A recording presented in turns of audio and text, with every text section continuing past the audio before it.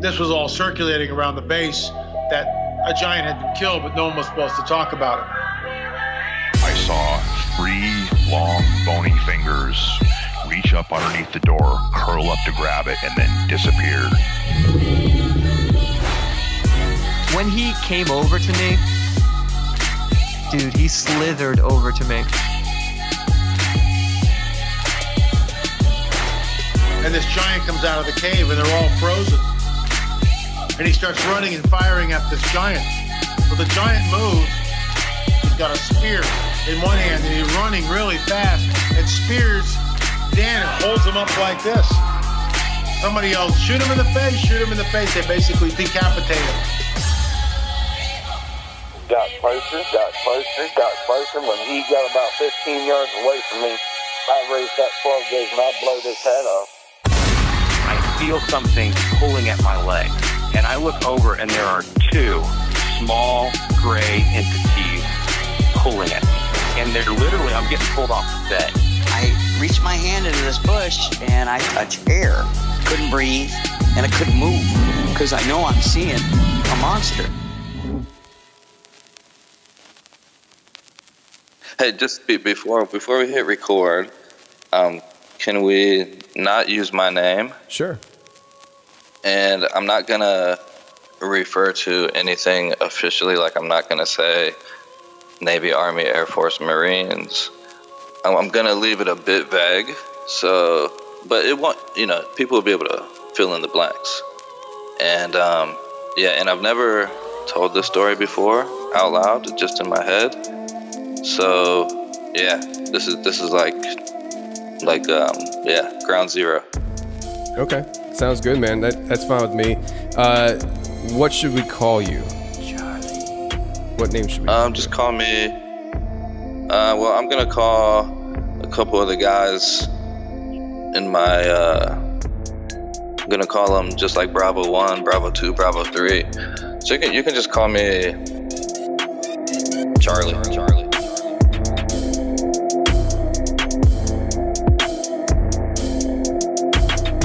Welcome to the show, everybody listening to The Confessionals. I am your host, Tony Merkel. Thank you for being here. If you've had an encounter or a story you'd like to share with me on the show, go ahead and shoot me an email. My email address is theconfessionals@theconfessionalspodcast.com. That's theconfessionals@theconfessionalspodcast.com. Or go to the website, theconfessionalspodcast.com, hit the contact section, and you can reach me that way as well. Either way works for me, just get a hold of me. And if you want more shows on a weekly basis, go to theconfessionalspodcast.com, hit the join button, and become a member today, because we release a bonus show every Thursday for members only on the website. So if that interests you, become a member to the website today. Now, speaking of memberships, we are doing a special reload show today of episode 122, Secret Military Enochian Technology with Charlie. We put this show out over 2 years ago and it went viral. Many people listened to the show and loved the show. In fact, some people that we may not have wanted to listen to the show did listen to the show, and they visited Charlie in the country that he lives in now to talk to him about what he talked about on this show. He wanted to come on and share with me what he experienced after the show released, but he requested that that show be a members only show because of what was talked about, and he doesn't want any more issues because he feels that possibly some people have been put into his life because of that show being released. Over the years, Charlie has proven to me over and over again that he is who he says he is. I can't go into great details, but he has helped me on many occasions. He is the Charlie that we all know from episode 122, and he's going to be on the show this Thursday sharing what happened to him after episode 122 was released. Now, today we're rebroadcasting the original episode 122, Secret Military Enochian Technology, because the show, since we released it, has grown considerably, and there are many people who have never even heard that story. And so I figured, since it was the #1 show we've ever put out, it would be good to rebroadcast it this Tuesday to warm everybody up to what's coming this Thursday. So before we get to Charlie and his original story of what happened to him while he was serving our military, let's listen to a trailer of what's coming this Thursday. Let's go.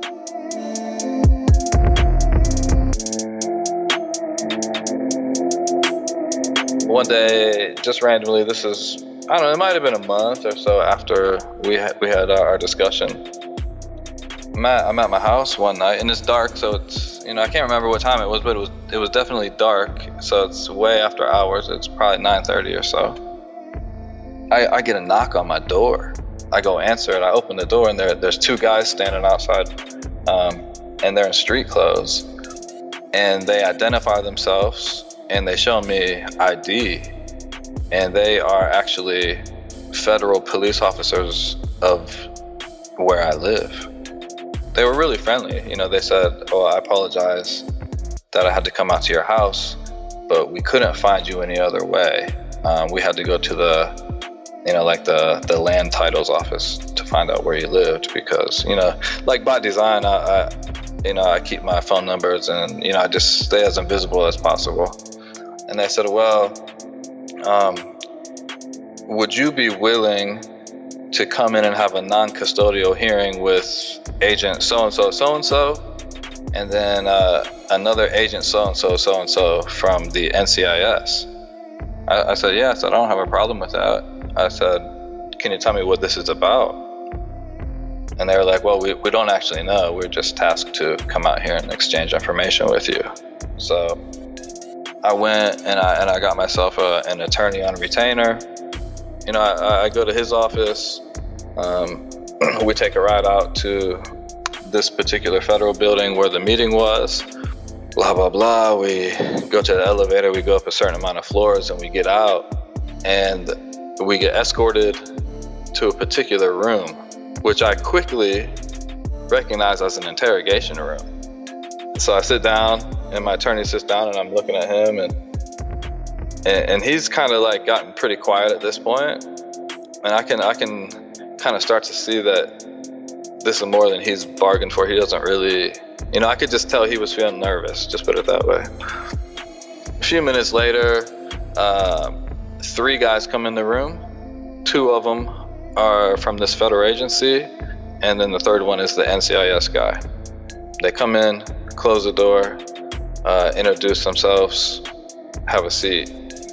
He said, "Well, since you brought an attorney, then I'm going to read you your rights. And you have to, read through this piece of paper and sign." So then we start this interview process. And so the Department of Defense guy, he's leading at this time. And he pretty much just starts asking me a lot of questions that I already know that he knows the answers to, right? These are questions about my past, my military past, just different things that I know that if he has my file, which he obviously does, he already knows. So then it starts getting a little bit strange, because then he starts asking me questions like, "Well, do you still have access to classified servers? Do you have classified material in your home? Do you plan to do harm to, XYZ government? What are your intentions?" Blah, blah, like, so now I'm starting to get questioned like a suspect. And it goes on for a while. There's a lot of questions that are kind of the same exact questions, but they phrase them a little bit differently to, I guess, they gauge what your answers are. And they're all 3 taking turns, asking me different things in different ways, but ultimately the exact same questions. And I think it goes on about 40-45 minutes. I'm sitting there, like, luckily, like, I have some training, like, in advanced interrogation and stuff like that, so I have an idea how to keep a demeanor and stuff like that. So I'm going through this process and I'm answering their questions, and then I finally get fed up with it, right? Because now I'm feeling defensive. I'm offended now, because these questions that you're asking me are indicating that you think that I'm some type of criminal, or I'm planning some type of criminal activity. And so I just said, so so what's the bottom line here? I said, have I committed an offense? This is when the NCIS guy jumps back in, and he's like, well, he was like, you know what you did, and I know what you did. And I said, no. I said, I really don't. You know, I said, can you please tell me? And he said, well, the other guys in this room aren't cleared for that.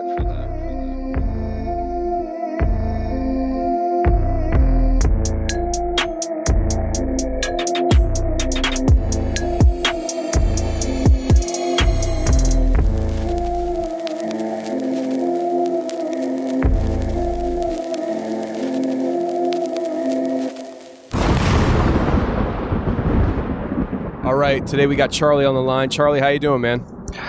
Hey Tony, I'm doing pretty well. Thanks for asking. How are you doing? I'm doing well, man. So we're doing this interview. I think you said it's about midnight your time, and right now my time is 10 o'clock in the morning. So it's a little bit of a time difference. So I really do appreciate you coming on and taking the time out of your schedule when it's such a time difference.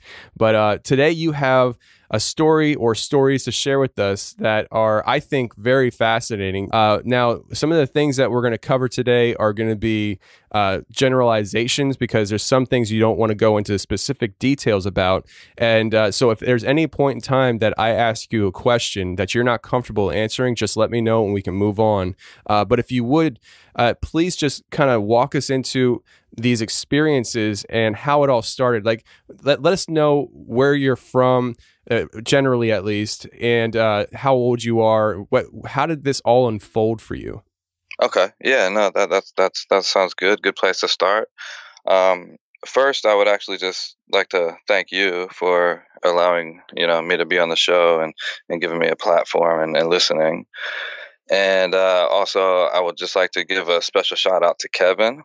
I heard the special episode and what he's dealing with. So yeah, prayers for that man, strength and peace, because that situation is pretty serious. But yeah, so I'll just get started on this. I do want to just say, I know I mentioned it to you earlier, but that this is the first time I've actually told this story. So there might be some parts I'm a little bit nervous just because of the content I'm going to cover. But I just want to start with the beginning, how it all started, getting into the military and all that. So I'm in my mid-30s. So I've been out of the military for about 5.5 years now. So all this stuff happened, when I was in my 20s, pretty much. So just, like any other, I guess, American that feels the call, I went to a recruiting office. I took the initial tests. The recruiter that was there at the time, he said that he liked the score, because you go in and you just kind of talk to him. I'm not going to disclose what branch I was part of, but I went in, I took the ASVAB test. It's just a test everyone takes, and you get a prelim score. And based on that score, then you actually go take the official test. So I did that first. The recruiter was pleased with my score. He thought it was pretty good, because it's not like it's a like you get 90% A, B, C, whatever. It's nothing like that. It's just, it tests all different aspects of how your mind works. So anyways, I did that. I agreed to go up to the official testing station. So it must have been maybe 2 weeks later we did that. They take you up there. They put you up overnight. So the first day I took the test.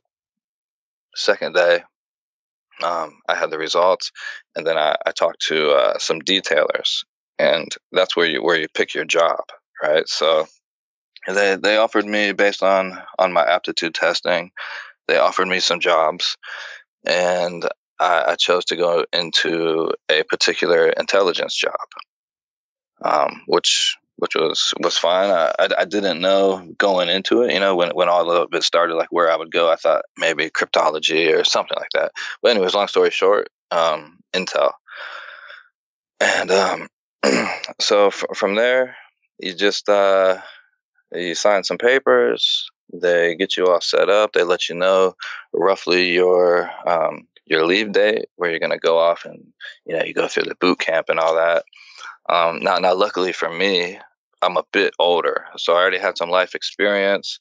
So I was ready to go, man. It was something that I wanted to do for a long time. I just kept ignoring the call, and I just got to the point where I said, okay, this is happening, so we're going to do it. So went to the boot camp. That's pretty tough. 12 weeks. Some unbelievable stuff happens there. I actually had a pretty decent time there. But yeah, the primary objective there is really to get the civilian out of you. So you go through everything from sleep deprivation to like physical beat downs. Not that they're like beating you up, but they push you to your limits. Yeah. And when I went in, I've always been pretty athletic and all this stuff. So I was ready to go. Like before I went, like I made sure I was ready. And you never really know what's going to happen, because you fly to a particular airport, a bus comes and picks up 500 of you. So you're on like a caravan of buses. They take you to the location where the boot camp is. And when you get there, you have no idea what's going to happen. So you're just along for the ride. So just I don't want to spend a lot of time on this, but just long story short, when I got there, they divide you up and they put you into different, like groups, different platoons and stuff like that. And those are the people. So there's about 80 guys in each group. And one thing I noticed, the first 2 to 3 days, they just keep you up. Like there's no sleep, there's nothing going on. You're just getting ready, just in dock. So what ended up happening is I ended up in a special ops platoon, even though I wasn't. And there were a couple other guys that also were not special ops, but somehow we got lumped into this group. So I don't know if that actually has any significance on what happens later as far as where my career went. But when I look back on it now and I see how that happened, I'm like, wow, that's actually strange. How did I actually get mixed in with this group when technically I didn't have any business there? I didn't sign up for anything like that. Yeah. Right. So, it was just something weird that I look back at now. And so I did all that. Once you get through the whole boot camp situation, you then go off to your training command. So you don't have orders yet. You go because boot camp is only about getting you ready for the real thing, right? So then you go off and then you start training for what your job is, what you're going to be doing. So I went, I'll just say somewhere in California, and California is great. If you haven't been there, it is outstanding. But while I was there, I did what I had to do. I did all my schooling. I think I was there for a couple months, and then I was pushed through my schooling. And the way it works is each class is about 20 people, males and females, and they take the top performers from the class and they allow you to pick orders first. So I was top 3 in my class, and I got to pick orders. I was actually second out of everybody. There was a female, she picked first, and I picked second. And I originally had picked an entirely different set of orders to what I got. So what happens is you kind of get like a soft verbal commitment, as far as, okay, these are the orders available. So, okay, I picked that one, and they're like, okay, you got that one. Now you just are kind of in a holding pattern until they cut your hard orders. And once they cut your orders and you get the physical copy, then it's set in stone. You're gone. You're going. So cool. So I was ready. And then, a week went by, 2 weeks went by, 3 weeks went by. everybody that I was in class with, they left. I'm still there. And I'm just, they gave me a job. I was just driving the captain around. He has meetings and different things like that. The captain of the facility we were on. So, anyways,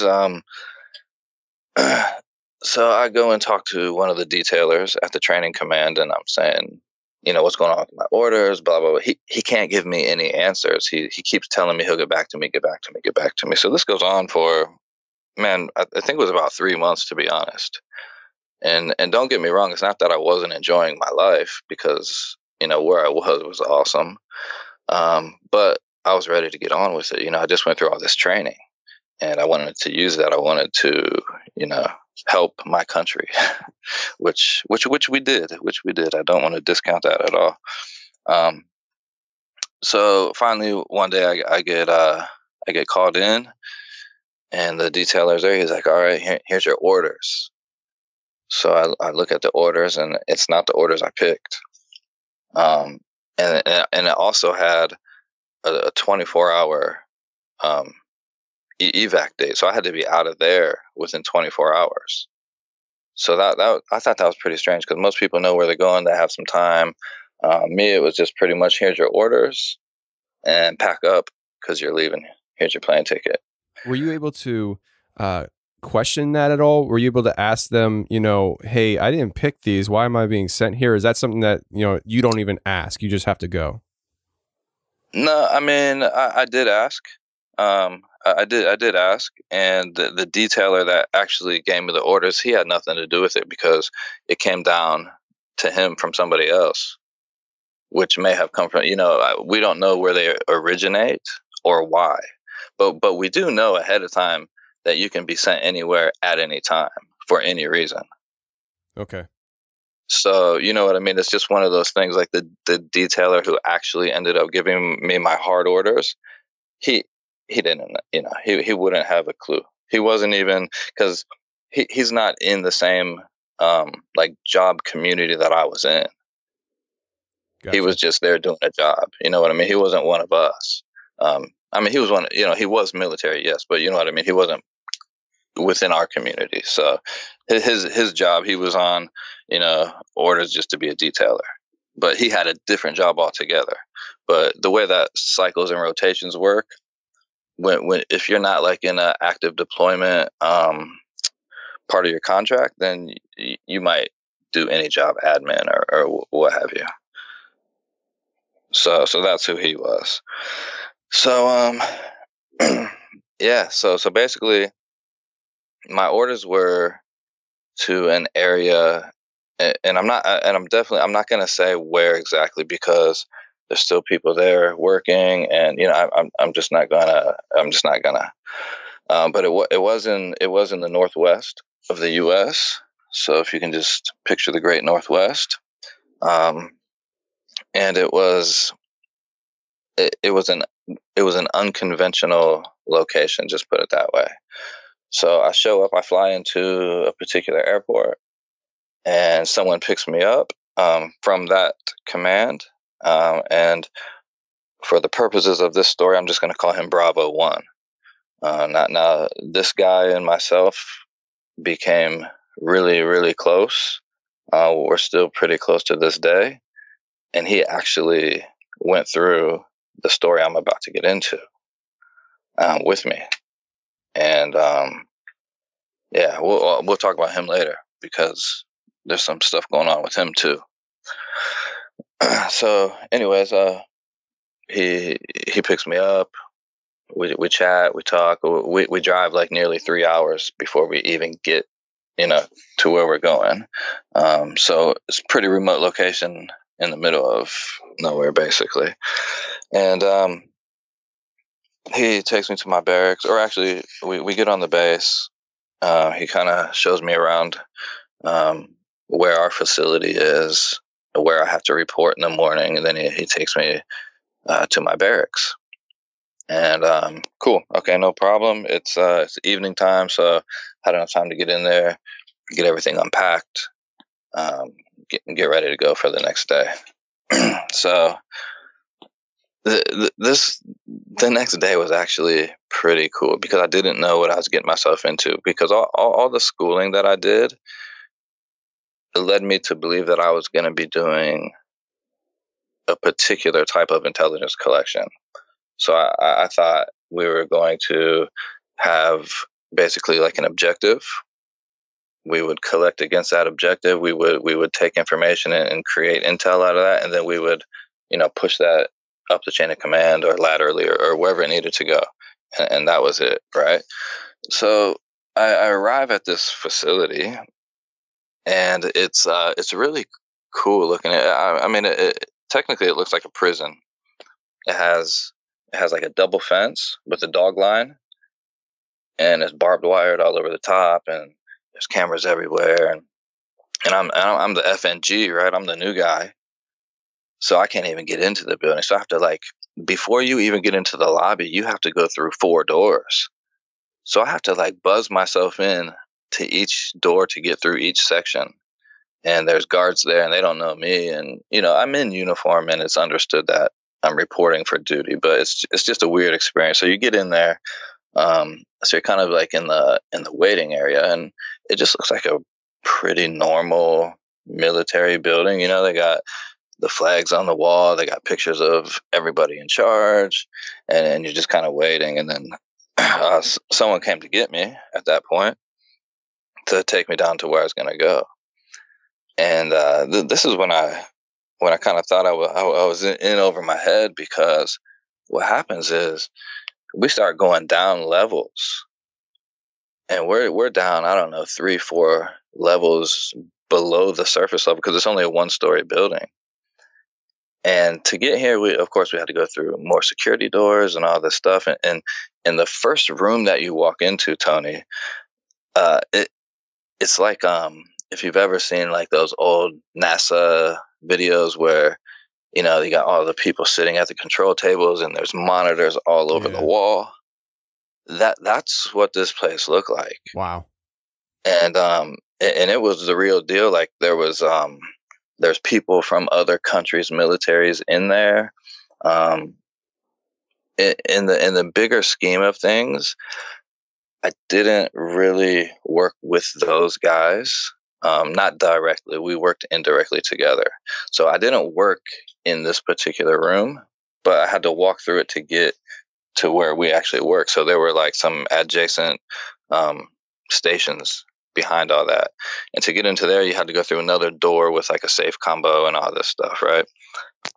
So I'm only telling you this just to try to paint a picture of how serious this place was. Yeah, I appreciate it, man.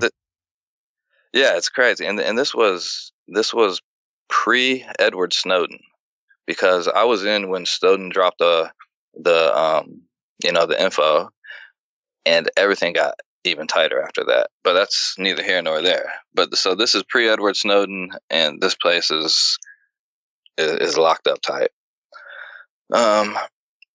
So when I get there, I meet the people who's in charge of me, and I kind of meet some guys. Go through the chain of command, because of course you have to meet everybody there, from top to bottom, as far as your chain of command goes. And you have a chat with them, with everybody. And anyways, you just kind of get the rundown of what's going on. And then they notified me okay, you're going to be going to school again in this facility. So I'm okay, great, more school, right? I've already gone to college. I didn't know I was going to be doing so much schooling to begin with. But this wasn't, I think this was only additional 8 or 12 weeks. It was very intense though. I mean, it was probably some of the harder stuff I've done, because it was just very job specific to what we were going to do. And that was just a schooling aspect of it, because then I still had to keep up with all the physical stuff. And I wasn't even special forces, but my job intertwined with, we worked hand in hand with special forces, because, they operate off of, real-time info. So we go where they go, basically. But I didn't know this yet, by the way. I didn't know any of this. because that's not really what I was trying to do. But anyways, so I go through the schooling there, I get through that, and then this is when I start going on deployments. And I'll say before it was all said and done, I did 6 overseas. And we had kind of like a non-conventional unit. So my deployments would last anywhere between, we'll say sometimes 3 to 4 months. And then we would come back stateside. We would go through a training cycle to get ready for the next mission, because the way that the Department of Defense works, they kind of have an idea what's going on, so they can project what needs done. And so we would go through training cycles, and sometimes we would train for a couple months and go overseas, and then not even get completely different. Like we got these things called op ords, which are operational orders, and sometimes we would go overseas, we would like chop in with another unit, like another mother, and our op ord would totally change. But primarily we were set up for ISR, so that's intel, surveillance, and recon missions. That was what we did. There was always either somewhere 12 to 16 of us for the most part, depending, stuff can fluctuate. And so I'll just jump right into it. As far as where this is going, this was about my 4th deployment now.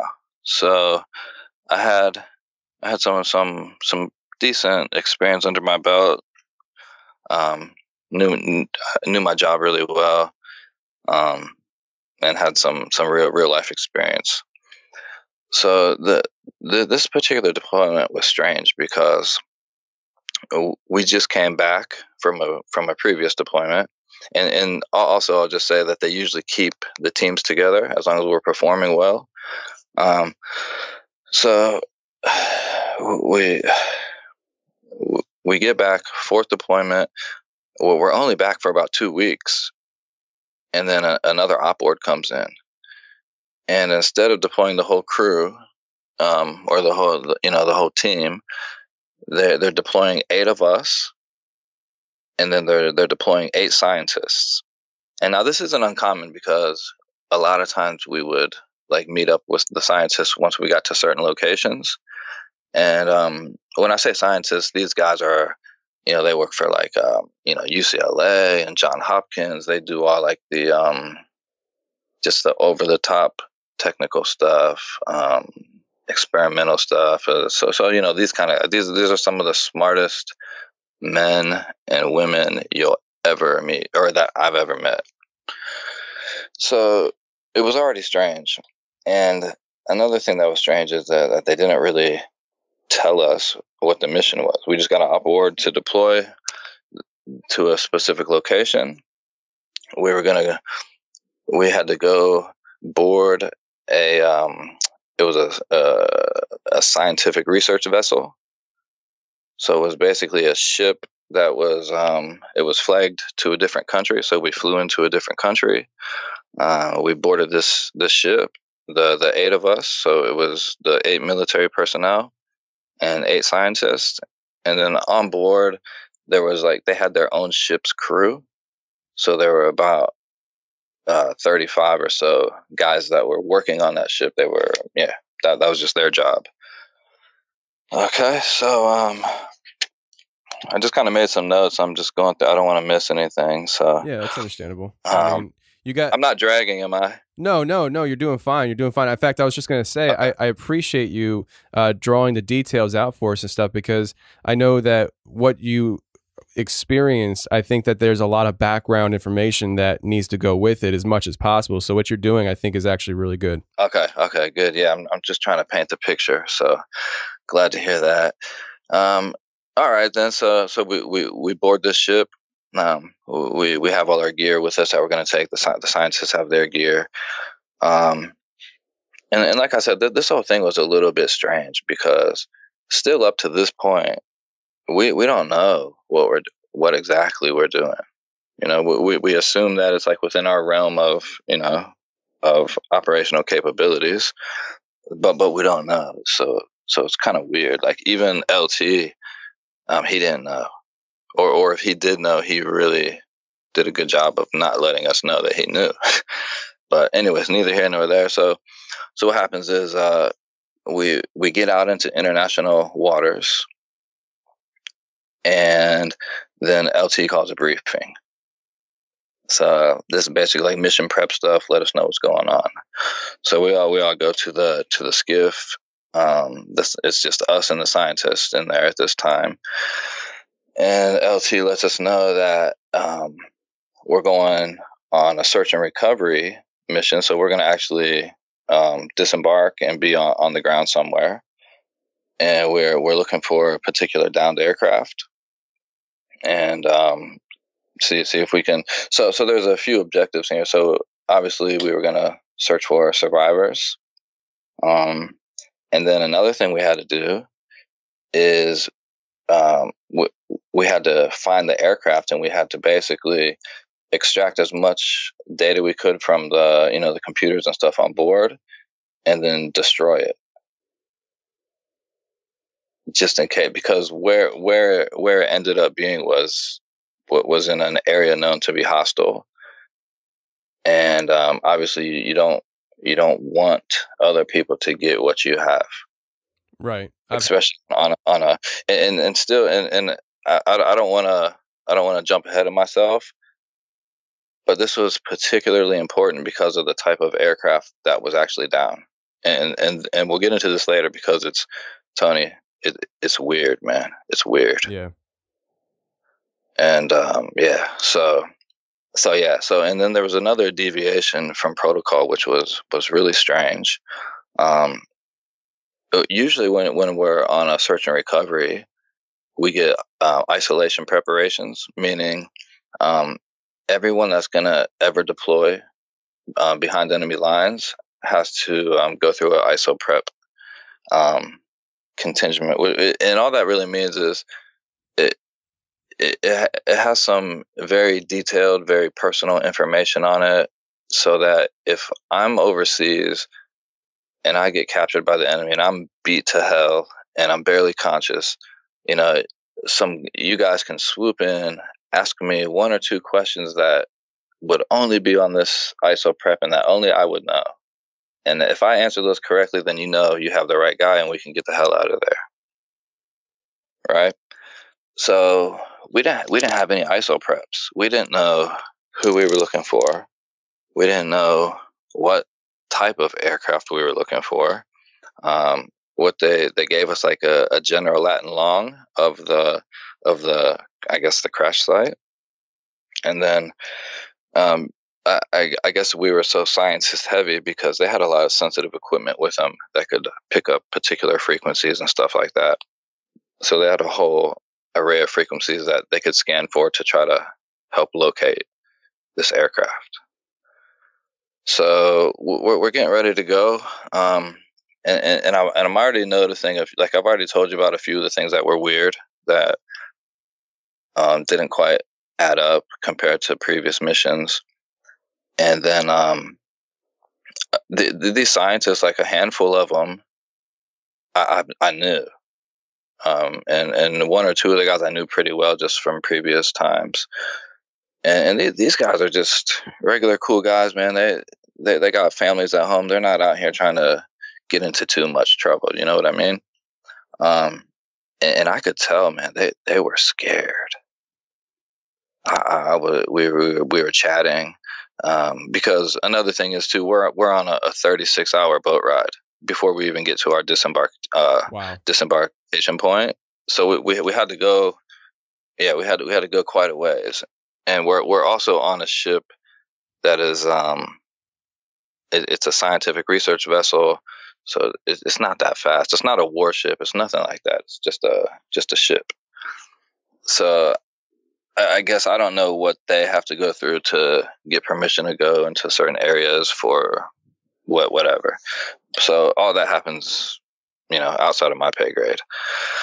So as we're getting ready, you know, I'm talking to some of the scientists, and man, they look nervous, you know, like I couldn't tell if they knew like more than we did or what, but something was off.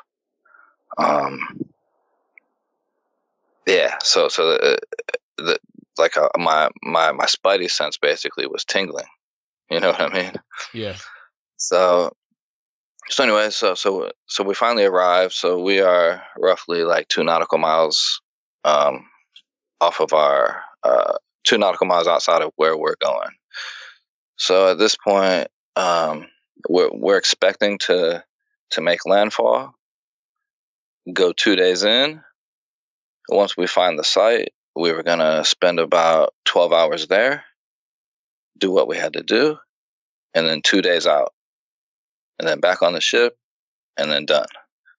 Right? That was the plan. So no problem. So we got to that point. We used 2 separate ribs. So there were What's a rib? 4 mil. Oh, it's a rubber hull inflatable boat. It's just like a little speedboat. Okay. A little motorboat. So you can kind of because the ship can't get that close to the shore without grounding out, you know. So and plus we're in a I want to back up too because we're also in a covert posture. So all comms on the ship were down, and so there were just weird things going on, right? So that means that pretty much you're isolated alone. There's no communication, nothing like that. No communication.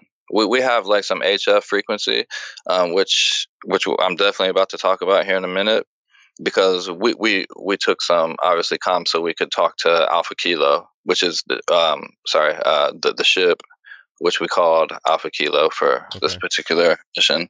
So obviously, so we could keep in contact with them, and because we have windows where we have to do comms checks, so they know that, you know, everything's going according to plan. Because once you get out there, man, you're on your own. So if they have to send the cavalry, man, you have like a 48-hour tether, so you can't even get help for a couple of days if something goes wrong, especially where we were. Which again, I'm not going to even say where we were. I'll just describe it. So we get on these ribs.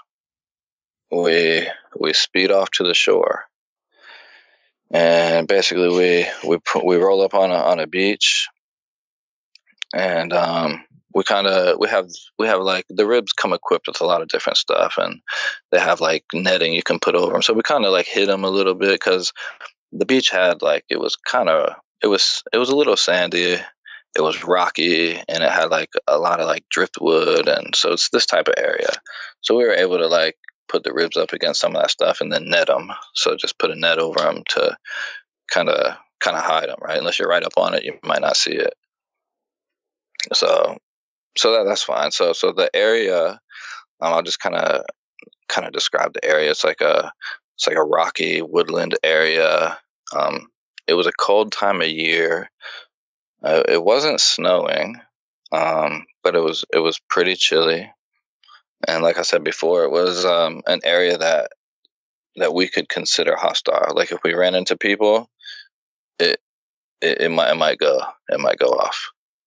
So we had to be pretty careful. And plus we had 8 civilians with us, which, you know, were very important for what we were doing because they had all the technical know-how and all that stuff. Okay. So all right, so we're on the beach, and we have we have our general Latin long where we're heading to, and we start going. So we're kind of just going through as a group. If you can just like imagine like a hike, basically. There's 4 leaders in the front. We keep all the civvies in the middle, and then there's 4 of us in the back, and I was part of the back 4. So we're hiking up, and we had a plan planned down to the minute. We were going to go to a certain spot. We were going to get a little bit of sleep, we were gonna wake up early at basically at dawn, and then we were gonna make our rest of the way in there. So 2 days in, and then we figured we could get to the site. So this is when some things started going a little weird, as far as operational concerns go, because another thing I forgot to mention is we had a window. We thought we had about 5 days before a storm was coming in that was gonna basically put us in like a sea state of 6, which is pretty hefty, especially for the ship we were on. So it was very important that we got in and out as quickly as possible. So I don't know if that really plays significance. We'll talk about that a little later. But we get to a point in the day where it's starting to get dark now, because we didn't. Another thing is we didn't leave the ship like real early. We left like in the late afternoon, just so we can make our approach almost under darkness. So we get there, we're walking through, and we get to like we went through our first comms window, no problem, but we're also going up in elevation as we're walking, and we're getting into some thicker, more dense, like wooded areas, which normally isn't a problem for HF, which is high frequency. It's that stuff is designed to basically talk over the horizon. So we get to a point. We get to our second comms window, and suddenly we can't communicate. So I'm going out over the radio, basically saying like Alpha Kilo, radio check, over. And it's just silence. No one's coming back. So we go through this a couple times. We had 2 radios with us. We tried both of them, and we weren't getting anything. So what we did, we had 2 guys that were like basically like recon scouts that were with us, and they took off. They were trying to get to higher ground to make contact. So they left us, and they just went ahead. I mean, we were all going along the same drift line, so it's not like they just went off in some direction. You know what I mean?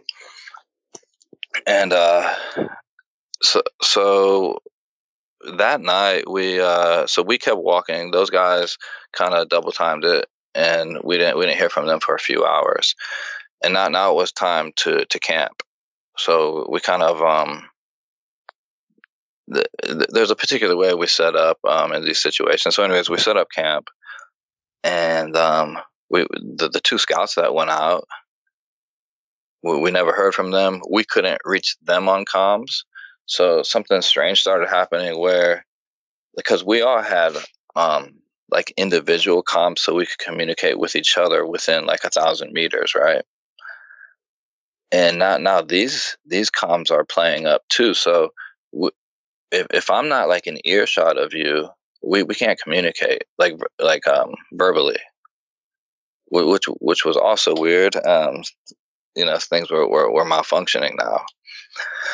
So anyways, the 2 scouts that went up, they ended up. So we set up camp, and they actually never came back that night. It wasn't really that alarming though, because there's protocols for everything. We just figured they hunkered down somewhere, whatever. So nightfall, we get up on day 2 very early. Like I said, those guys never came back, and we're hiking now along the same drift line, and something weird started, like over the radios. They just started squawking, like just periodically. So we would just be walking, you know what I mean?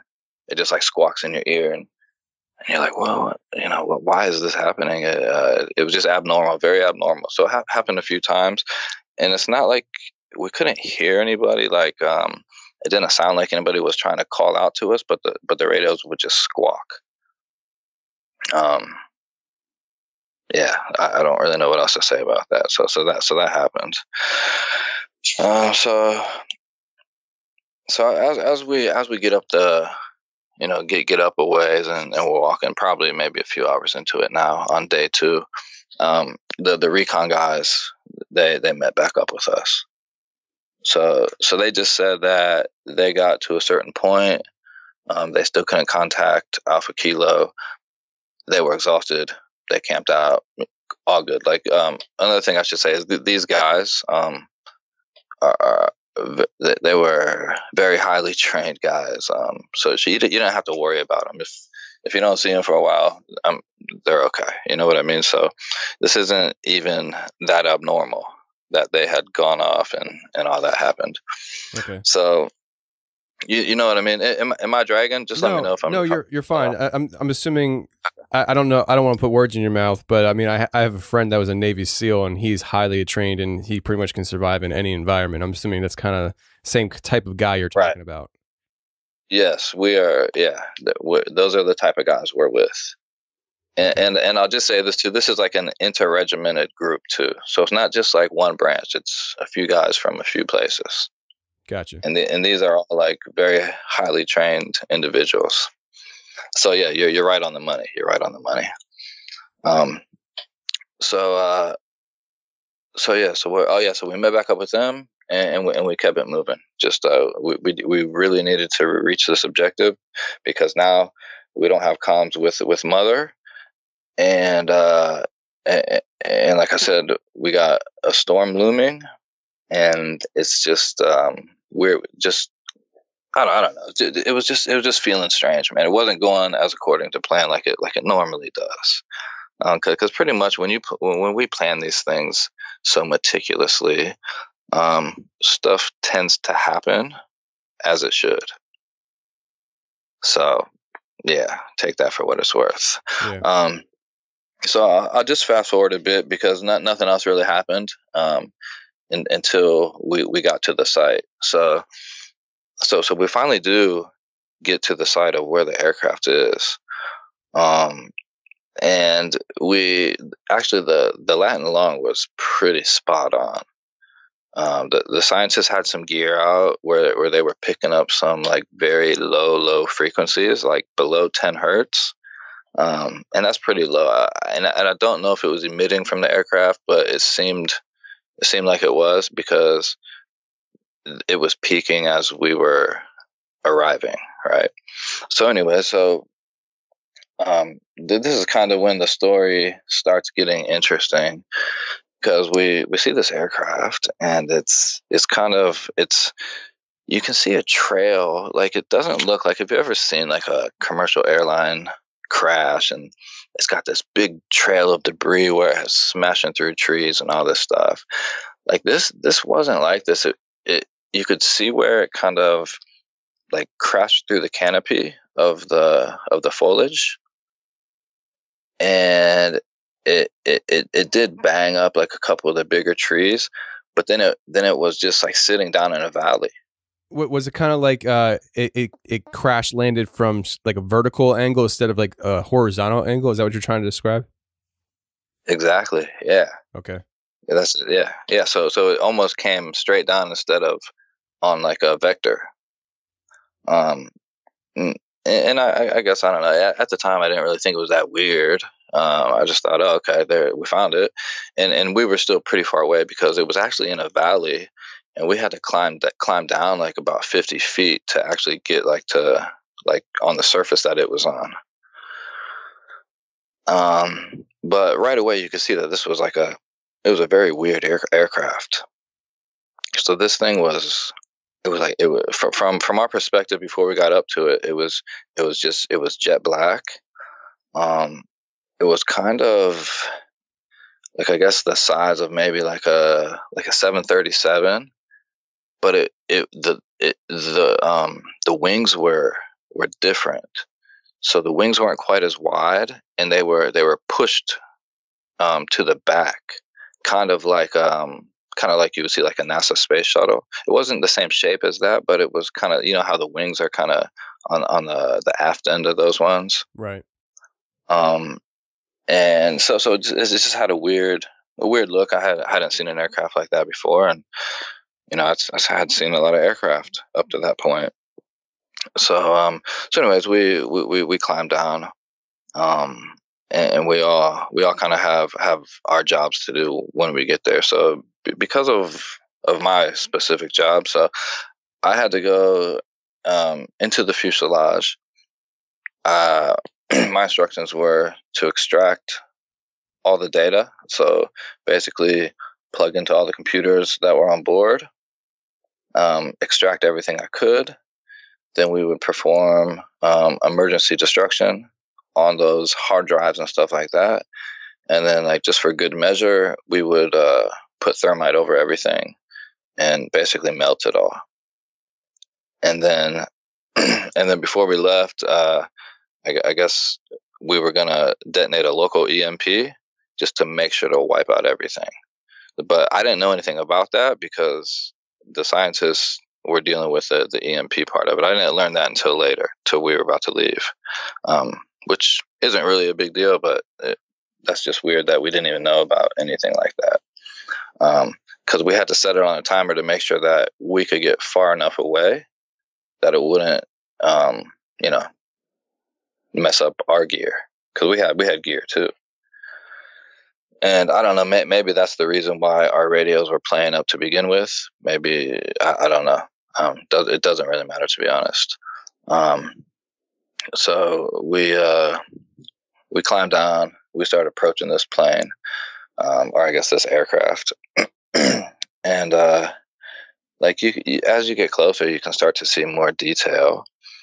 And like the outside of it was it was like a checkerboard, right? But it was black on black, so it was like a matte black. This entire thing was black. It didn't have any flags on it.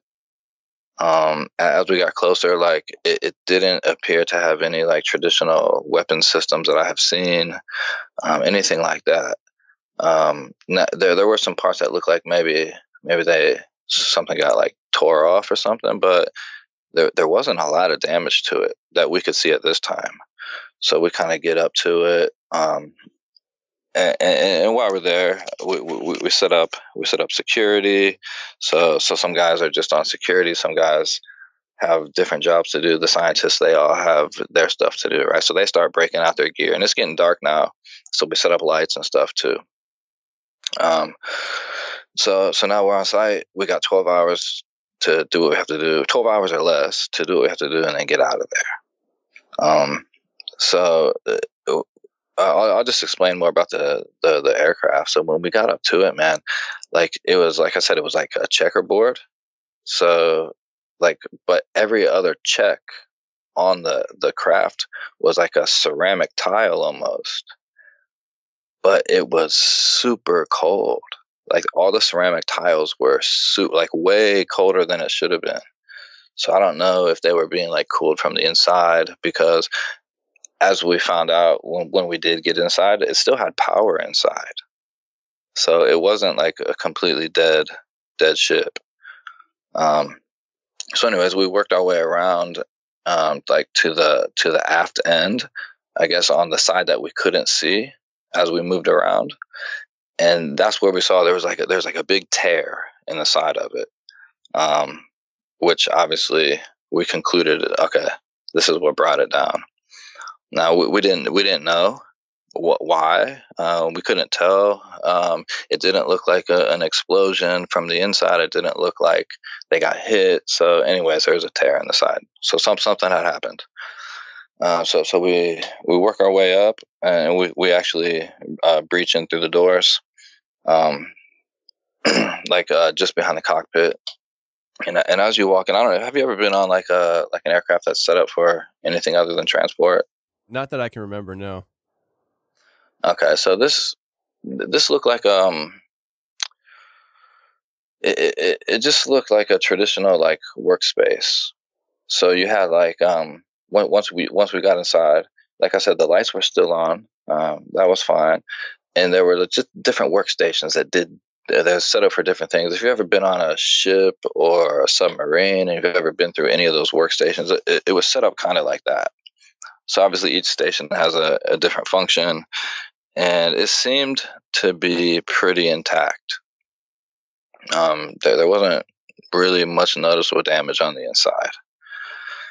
So at this time, me and one of the scientists, and this is a guy that I had worked with before, so I was very comfortable working with him. We kind of moved on to our little area where we had to work, and we got to work. He was doing his thing, I was doing mine. So it is dark out now, and like I said, we're in the elements, so we're hearing what I guess we thought were like wolves and stuff, like not too close, but it just gave you a chill, man, because just when you think that you're just doing your job, then you're reminded that you're like in the middle of somewhere, and not only could there be hostile humans, but now we're hearing things that would probably eat us. And so it was just I was starting to feel uneasy, and nothing strange even has happened yet, and I'm already feeling it, because I think the tension was like bleeding over from the scientists, because they were like I said, they were feeling a certain kind of way before we even left. So we get there. So basically I extracted, I would go through like each machine, and actually for the way that the aircraft looked, I thought, what kind of tech is inside this thing? I have no idea. I don't know if I have the gear for it. But I did, actually. I mean, it wasn't like super advanced stuff like I thought it might be. It was pretty traditional hardware. So I was able to connect, and what I would do, I would just extract all the data I could. I would upload a virus into that system, and then I would move on. Okay. So now this is when this story starts getting a little bit strange. And there's a few points that get strange, and this is one of them. So I arrive at this particular workstation, and the screen was still on, which, that's fine. It wasn't really doing anything. It was just there. But it had a language, like it had characters on the screen, and it was a language that I've never seen. And at the time, I was trained. I could identify about 7 languages just on sight. So for me to see some characters that I didn't even recognize, it was pretty strange. So I'm kind of like standing up over this console, and I pull my field manual out, and I'm flipping through, and I'm trying to find what language this is. I guess this might have been more for my curiosity than anything else. And as I was doing that, I did have the terminal plugged in, so I was extracting data as well. So while I was waiting for that, I was looking through my field manual. And at that time, the guy with me came up, and he's kind of hovering over, like, to the side of me, like looking what I'm doing. And he's like, "What are you doing?" And I explained to him the situation. I said, "I'm just trying to identify what this is." And then I just go on about my business. I'm flipping through some of the pages. I'm, doing my thing, and he's still standing there. And then, like, Tony, man, he just like put his hand, like calmly, but very sternly, on the book I was looking through. All right, so I looked up at him, and he says, "You're not going to find it in there." And I says, or I must have had a look on my face, like how do you know, something, because I'm just looking at him, and it's kind of like a moment of silence, and our eyes are locked. And I said, well, how did you know? I said something like that. And he says, this is strange, man. He says, And at the time, I didn't even know what this was. But somebody like you, Tony, you probably will know what this is right away, because I had to, later on I went and found out about this. But anyways, he says, you won't find it there. And I'm like, why not? He said it's Enochian. And I had never heard of that before. Oh, man. So, do you know what that is? Well, I'd never heard Enochian. Is it like a derivative of the word Enochian? I don't know. Okay. It starts with the E. It's Enochian. Oh, hold on a second. Are you talking about? Oh, you said Enochian as in ENOCK or CH, like Enoch? Yeah. Yes. Oh. Yes, that one. Oh, Enochian. Gotcha. Oh, is that what it is? Enochian. Yes. Yes. That's and I was oblivious at the time. Yeah, I that's like I'm not trying to shift gears or even like get you off track or anything like that. I want you to continue. No, go ahead. But the Enochian language it's like it's like a cultic or angelic kind of like I don't know much about it, but it's for like I'm gonna butcher it, but I know I definitely have heard of this, and it's like really secretive kind of like language, right? Yeah, I mean, since I have researched it as much as I could, so I kind of have a grasp, I think, of what it is. But at the time when I didn't, and I just looked at him, and our eyes were locked, and he knew that he had to answer me because I didn't know what he was talking about. And I was looking, like our pupils were locked, and I could see like his chin quivering, like when somebody's about to say something they don't want to say, and like their muscles are like involuntarily like shaking. Yeah. So he's looking at me, and I can see his chin doing that. I'm like, what is going on here? Like I'm suddenly confused, kind of, about this whole situation. And he says it's an ancient demon language, and I didn't believe him. I said no. I said that doesn't. There's no such thing. And anyways, so I kind of try to pull my manual back from him, and he's standing there, and this guy, I'll just say, like, he's very professional all the time. Very polite all the time. And when he saw that I didn't believe him, he kind of like doubled down on my manual when I tried to take it away. And he looked at me again, and he said, get your job done and let's get the fuck out of here. And he would never cuss, you know what I mean? I've never heard him say anything like that before, but he was serious, Tony. Wow. And I could just, like, from that point on, man, it was like pressure. Like I could just feel it, because now I don't know what's going on. I really don't know what's going on. I don't even know if the other guys I don't know if they know. I don't know what's happening. So I just, sorry, I just continue to do what I'm doing. I finish that station. I move on. There's a few more stations. And we kind of finished what we were doing inside there. So we set the thermite. Do you know what thermite is?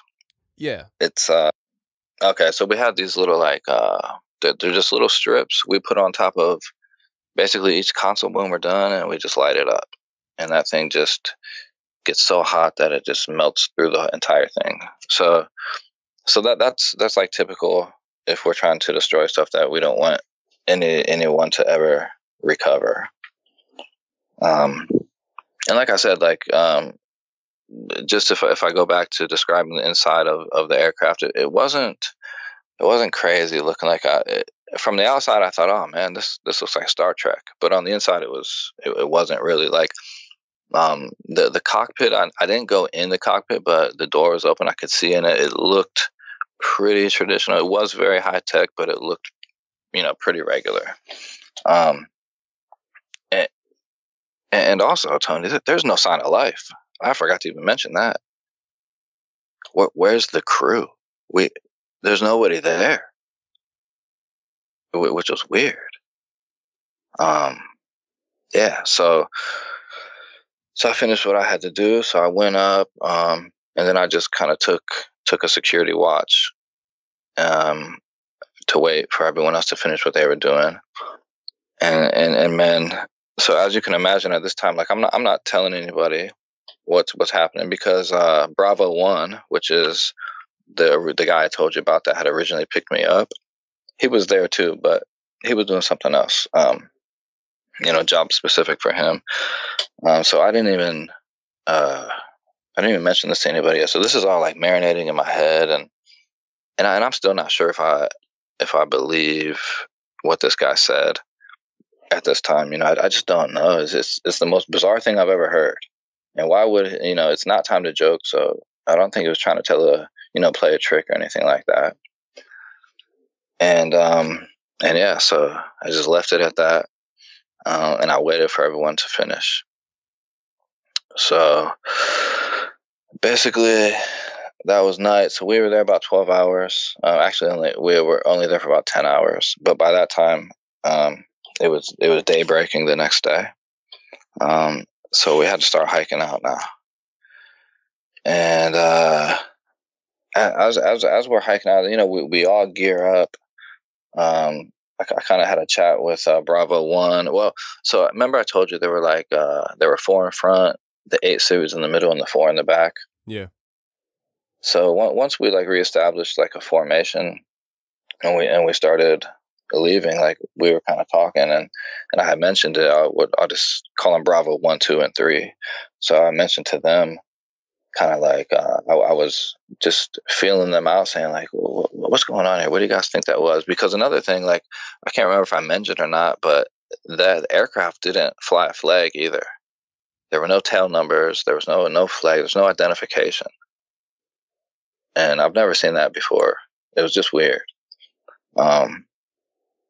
Yeah. So anyways, I'm asking them, and they didn't really get the feeling that anything too crazy. They thought the other stuff was weird, with the radios and stuff like that. And of course, they thought the aircraft was weird. But man, we have no idea what they can create with the technology. They only tell us what we need to know.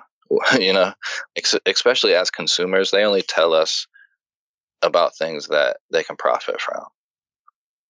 So I think the general consensus was, okay, this is just, I personally thought it was like an Air Force spy plane or something like that. But I also had in the back of my head what the guy told me about that language on one of those consoles. And I just, it was really bizarre to me at the time. So we start walking out, and we're not really much for talking during this, because like I said, we were in a spot where there might be hostile. So as we're moving, we're on watch as well, security watch.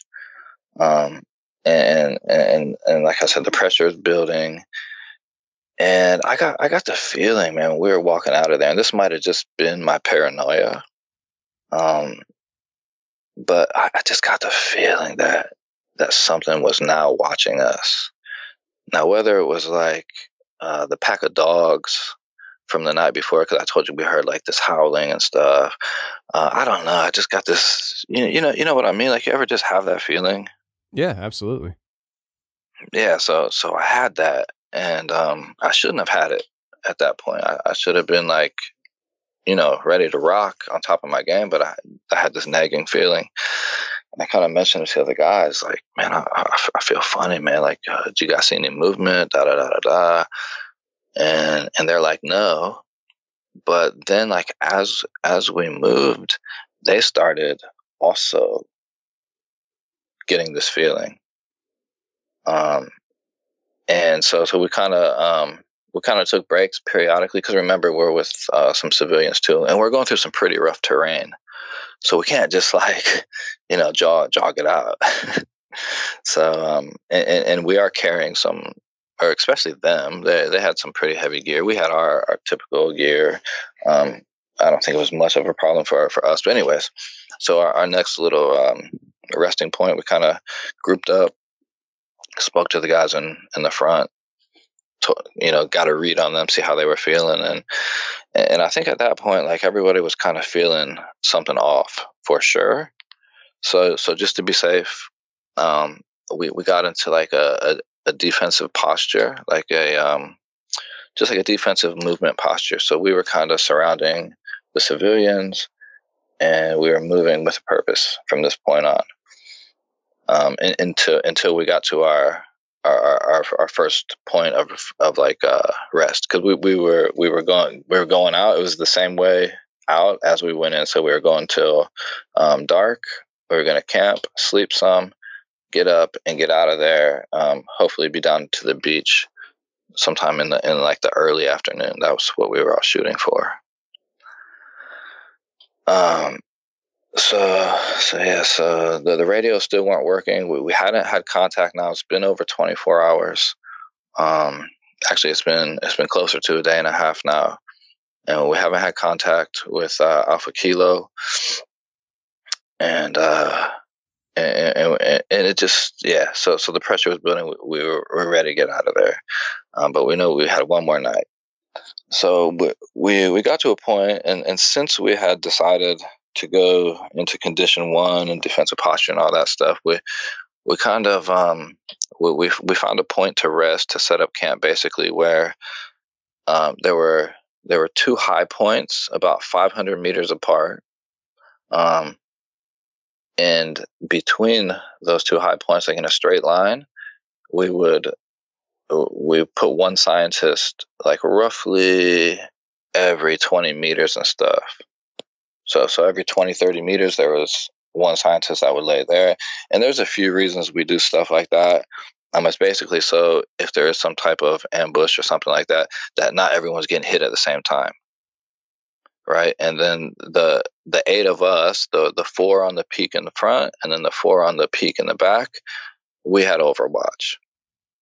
And so we kind of got settled in, and it was starting to get pretty cold too. So that was another concern, because we were like, we didn't know if it was going to get cold enough and to get hypothermia or what. It didn't end up being that cold. But, man, this night is the strangest thing that has ever happened, man. Like the stuff I'm about to get into now.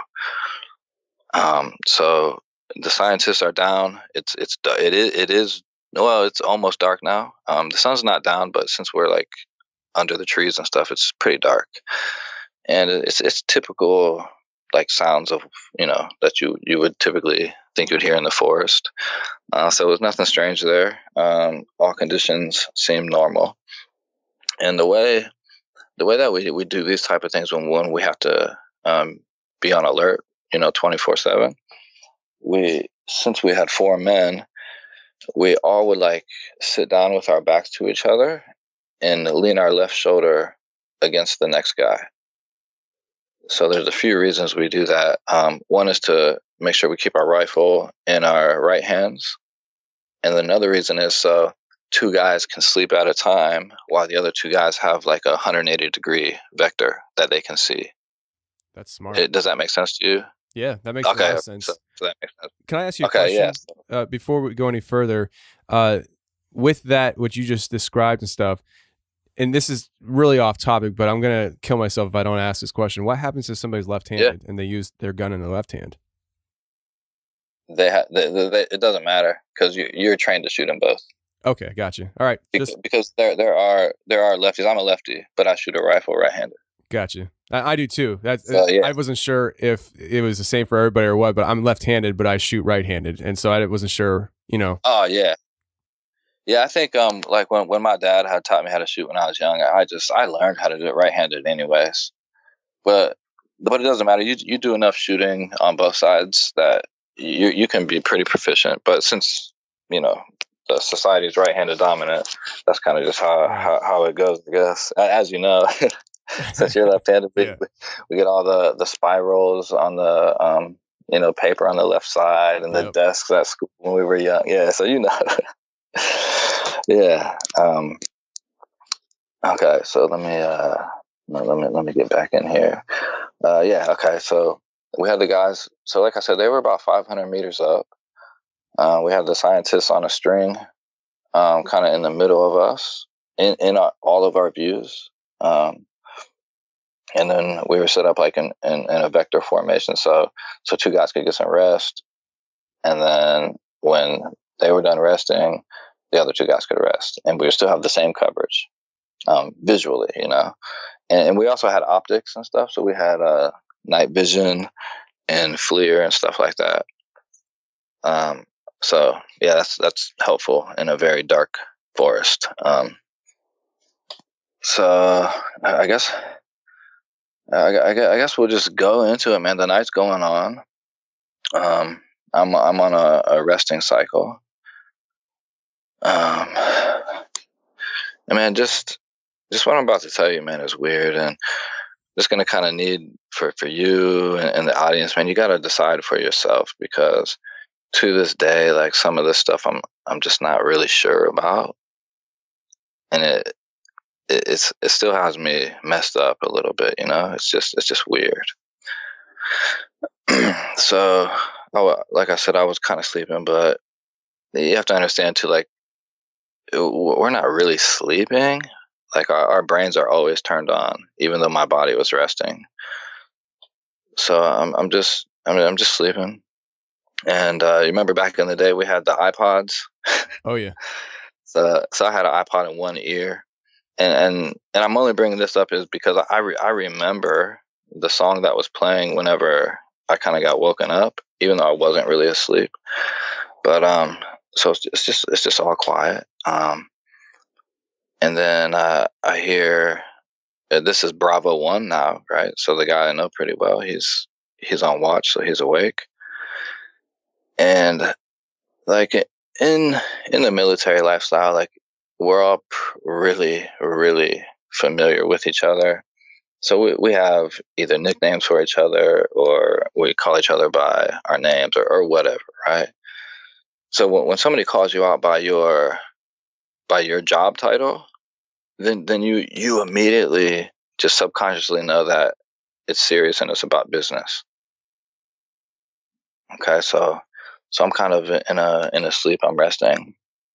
And Bravo 1, he's to my right, and he says, I can hear him saying, and I kind of come back to consciousness, and in the song, Mobb Deep. You ever heard of Mobb Deep? Yeah. So you're a hip hop guy, yeah. So remember that song Twisted? I think it's called Twisted or something. I'd probably have to hear it, but I'm sure I've heard it. Yeah, anyways, it's not important at all, but it was playing in my ear, and I just thought, okay, that was weird, because it was just ironic, because the situation was about to get twisted. And so anyways, I kind of pull my earpiece out, and I respond, and he said, and he's talking pretty quiet. He's like, multiple tangos. And he calls out, he's calling his shot. So he's calling out, like, the location, the direction they're moving. And he's just saying multiple. So I don't know how many there are. So I say, okay. So, and by this time, everyone's awake. Like, us four, we're now awake. And we kind of like change our positioning and get into prone positions. So just, because that's the right thing to do in that situation. So he's like, calling out basically the lines of bearing where he's seeing contacts. And so I can't see anything with my naked eyes. So I flip to my night vision, and I still don't see anything. So I'm trying to adjust a few things, and I don't know if the other guys had seen anything yet, but Bravo 1 definitely did. 2 and 3, I think they're in the same situation as I, because first thing you do is you go to night vision, see what you can see. And it's just in this situation, we couldn't see anything. So we flipped to FLIR, which is, do you know what FLIR is? It's a forward-looking infrared. Yeah. And if you've ever seen any videos of it and stuff, man, you can see, like, really good in the dark.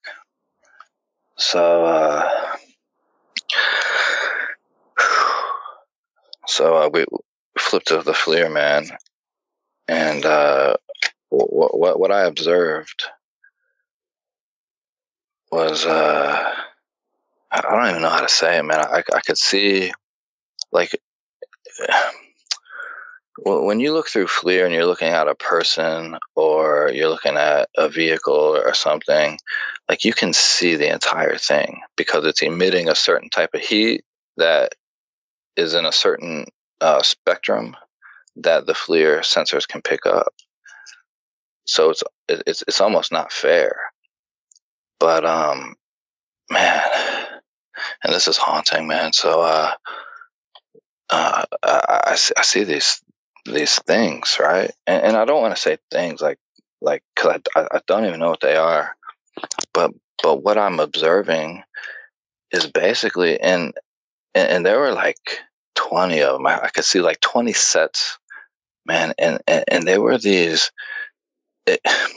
They were like figures, like, you know how in some of your shows, like, people talk about like shadow man or shadow figures or something, and they say it's like blacker than black. Yeah. So we're seeing these things that are like blacker than black, but they have these like piercing, and I'll never forget it, man. It's these piercing, like, orange eyes. And that's all I can, and I could kind of make out, like, there were some taller ones, some shorter ones, and I didn't know. Like, I thought it was other people with optics on, and it still might have been. It was nothing I've ever seen before. But they were like moving kind of laterally to us, and they were coming up from our rear position, but it didn't seem like they saw us. But I confirmed that we were all seeing the same thing. Now this group of, I guess we'll just call it orange eyes, they were starting to converge, like, toward the forward group. Not the scientists at all. They moved like lateral, or they moved horizontally, like along that line. Kind of, it's hard to describe how the force was set up, but they were moving like forward. If we're in the back, they're moving forward. And I don't even think that they saw us or knew us, or if they did see us, they weren't concerned. But they were moving toward the guys in the front. And since they were like, 500 meters is quite a distance. And remember, we don't have comms, so we couldn't, alert anybody, except for we have like these FLIR pens basically. So they shoot a laser that you can only pick up like in the infrared. Okay. And so basically what we do, like, and there's protocols for this, so they knew that if there was danger close, that we would be sending a signal via some type of infrared, since we can't like yell out, right? So basically we flash a pattern. It's not really Morse code, but we flash a particular pattern in their direction, and then we use the laser to put a lasso around the targets. So we're doing that. We're trying to alert them of what's going on, and just so they know. And like I said, we feel pretty comfortable, because even if they were going to engage with those guys, it's no problem. We had them covered from the back, and I think it seemed like we had the element of surprise, because, like I said, it didn't seem like they knew we were even there, and they might not have known the guys in the front were there either. I don't know, but it was freaky, man. It was really freaky, and so basically, nothing really happened yet after that. Like, nothing immediately happened. It kind of it stayed quiet, and we were kind of went back through our cycles of resting and stuff. Hold on, I just want to flip in my notes here, make sure I'm not leaving anything out, because I'm getting I'm feeling funny talking about it, man. I can understand. Just want to make sure I'm not. I mean, this is something that you haven't talked about before at all out loud. And I can understand your, hesitations, discomfort, and trying to also collect all your thoughts into one cohesive statement to share with us. So take your time, man. Thanks, man. I appreciate that. Like my hand is like, I have the shakes right now. This is so weird. Okay, so that happened. And like I said, after that little grouping of whatever it was like passed by us, it was all quiet. It was normal. So we kind of just went back to our normal cycle. And the next thing I remember, so I must have fell asleep. And I was actually sleeping pretty good at this point because I was suddenly woken up. So I'm hearing a very pretty familiar sound, right? I'm hearing top, top, top, top, and I'm like, like immediately wake up. I'm like, that's gunfire. That's our gunfire. You can't really mistake the sound of an M4, and it was coming from the forward location, and obviously this kind of forced everybody into a panic, like into a scramble, like not us, but like the scientists, they all kind of hopped up, and I could see them down in like the shallow valley below us, and they were kind of scrambling around. But I'm hearing these shots, and the way that the shooting is happening, like I know in my mind that these are targeted shots, but the pattern that was the pattern of the shots let me know that somebody's shooting on target. It wasn't like a panic, like you know what I mean? These are very precise shots. Somebody was shooting at something, and to this day, I don't know what it was, and we'll kind of get to why I don't know what it was shortly. So what happened was the guys on the forward hill, like two of them came down. They collected, because like I said, we also have like contingency plans for everything that happens. Like we're kind of prepared, like overly prepared. So if we did get into like an engagement, this is what we would do. So the forward team, two of the guys came down the hill, and they ended up collecting they ended up collecting 6 of the scientists. So that left 2 that were on our end. And the reason why they didn't get all 6 is because I don't know if it was like in the scramble or what, that one of the scientists had like hurt his hip, so he couldn't go. So we came down and covered down, because by this time, like, we are like immediately up. We're ready to roll, because your body just automatically reacts. You're kind of like on autopilot. So those guys grab those scientists up in the front, and they're moving toward the gunfire, which let me also know that, okay, there's not like immediate danger. There's not like an imminent danger, but I'm still hearing like shots ring out periodically. So guys are moving, and I don't know if I'm explaining this right, but this is happening over a pretty great distance, so we can't see what's happening up there. And then take into account that there's also trees all over the place. So are you following me? Yeah. On this one so far? Yeah, absolutely. Okay, right. So those guys kind of disappear. The 4 of us from the rear watch, we go get the other 2 guys that are still there, and they're pissing. They're pretty nervous, as you can imagine, because they don't know what's going on. They just hear gunfire. And then, like I said, the one guy had like hurt his hip conveniently, right? And this is the time that we need to move the quickest, because now there might be danger, and this guy can't move. He can't carry his gear. He's in pain. So what we do in a situation like this is we just move on to like one of our contingencies.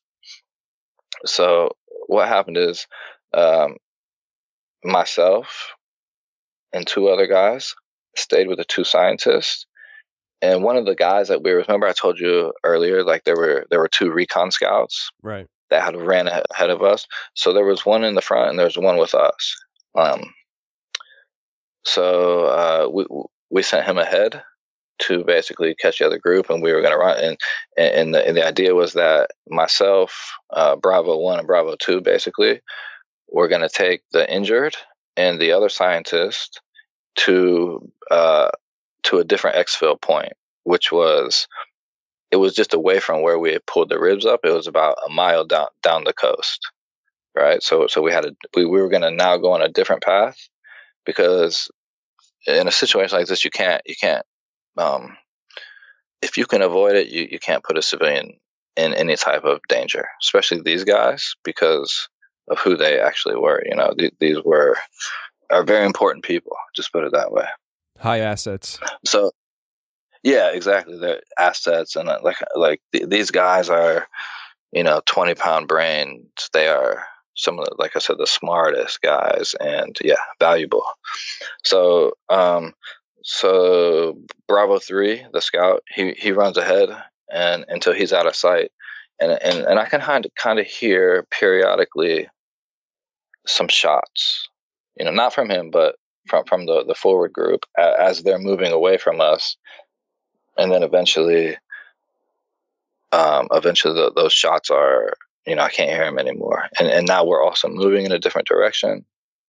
There's a lot of elevation challenges and stuff like that. So long story short, we kind of made a makeshift gurney to put this guy on. And we just we had to we had to literally carry him out.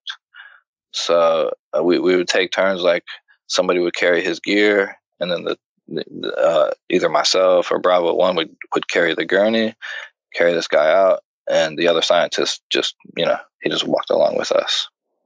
And they were panicking a little bit, but they're also they kind of know like what they could be getting into, and like I said, they might know more than us. Like when I look back at it, they probably did know more than us. But long story short, we eventually, and this takes, like, instead of getting out of there, like I said, on time, this like doubled our time out that day.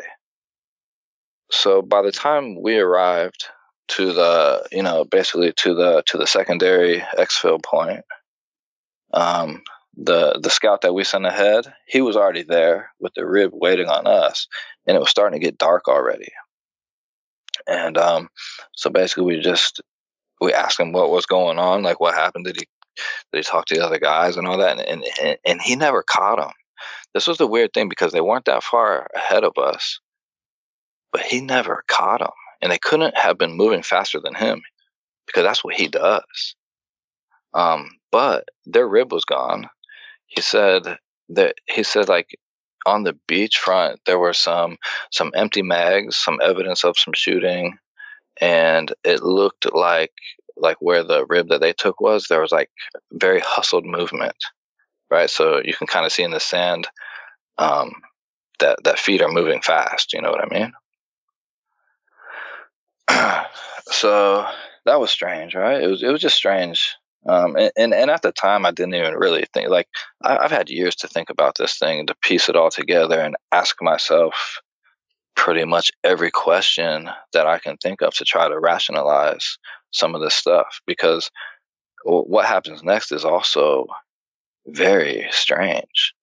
And I can't reconcile it, Tony. Like it freaks me out. And this is part of the reason why I just kind of just got a fresh start, man. I just had to get away, and so we got on the rib, and now, and keep in mind, like we still don't have contact with the ship, because we have one of the radios, and we still don't have contact with the ship, and the ship now is directly just 2 miles away from us.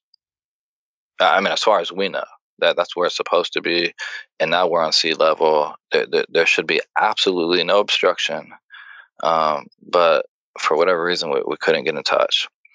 So we get on the rib, we go back out to the ship, and the ship is still there, but remember I said that we were like in a covert posture, so everything is darkened on the ship. Like there's no lights on it. This thing is just not even, it's not supposed to be there, so it's not there. You know what I mean? So when we get close to it, we're ready to come alongside to board, and finally we were able to make contact, like a radio contact with some of the crew on the ship. So we came alongside, we got on the ship. They pulled the rib up, and man, this was a long 2 days at this point, you know. And I had a lot of questions. I really needed to talk to the guys and find out what happened. Like, why were they shooting? What were they shooting at? Because I don't know if I mentioned it or not, but it was daylight when those first shots rang out. So it was already like the sun was coming up, and I couldn't see. We didn't see anything. We didn't see anything, you know, target wise. We didn't hear anything shooting back. It was just completely abnormal. So we grabbed our gear. We took the scientists to the dock, because there's a dock on the ship, and basically, you know, we just basically dumped them off. Let the dock do what the dock does.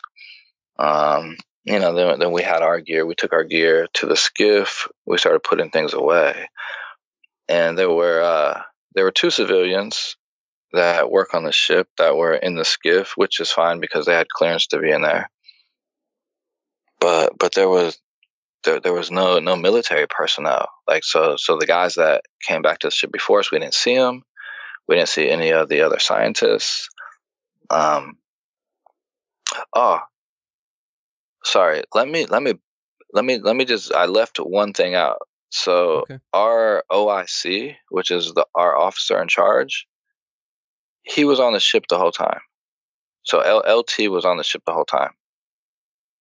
He never came off with us. I forgot to mention that, and it just crossed my mind because he left a message on the board in the skiff, and just basically said, you know, 0700 muster.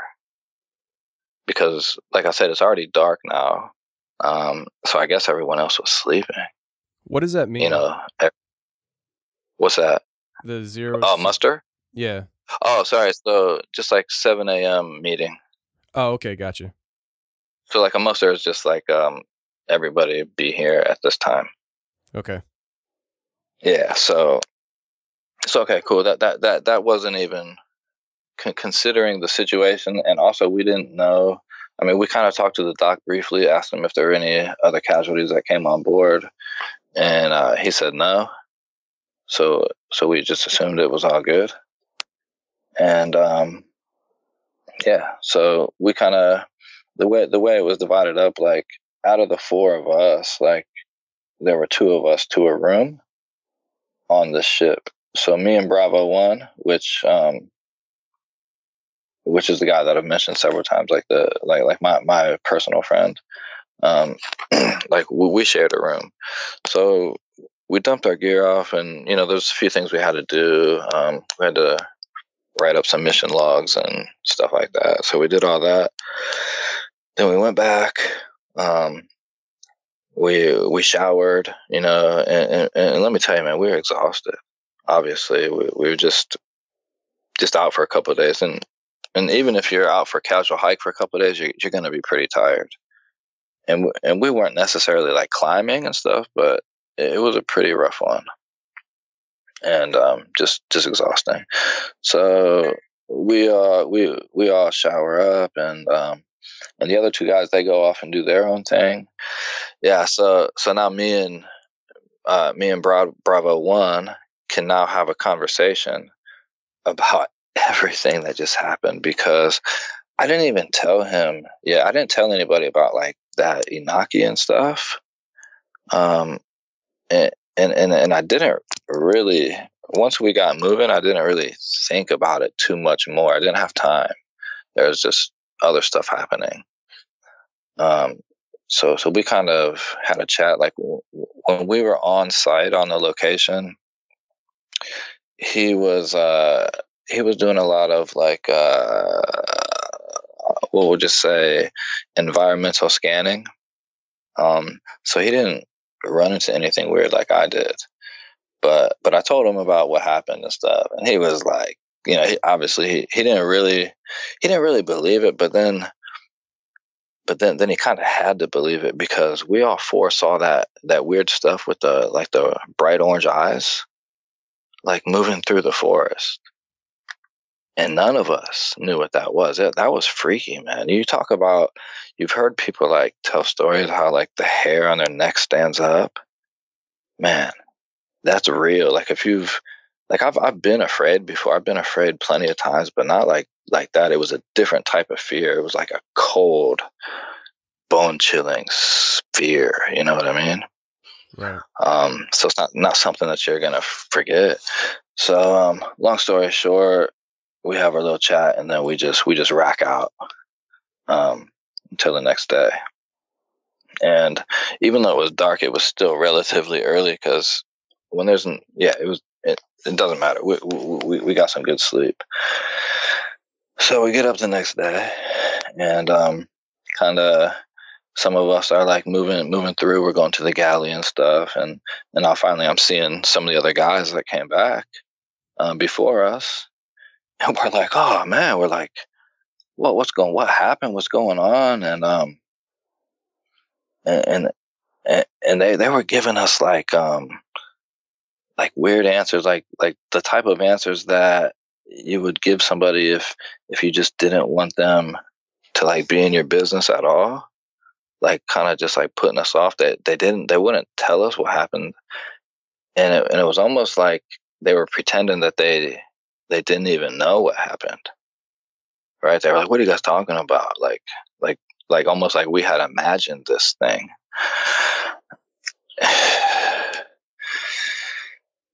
And man, this is what really messes me up, because what happens next, man? LT comes in for the muster, so we're out of the galley now. We're back in the skiff, and everybody's there. Everyone, the scientists and us, and this is strange, man. LT gets up, and we think that we're about to get a debrief. And LT gets up and gives us a mission prep brief. And he tells us that we are currently on call for a lost search and recovery team that was out looking for a downed aircraft. What? Yeah, I know. That's what I said. And so kind of look around the room a little bit, and it seemed for the most part that the guys that were there, they were like into it, like, yeah, you know, like how you would normally be when you get a mission, you know, like a mission brief. But I'm looking at the four, you know, the four of us that were in the back that all saw those orange eyes, and I'll explain why I think that we're the only ones that kind of knew later, because like I said, I've been racking my brain for a couple of years, and I just I don't know what happened, man. And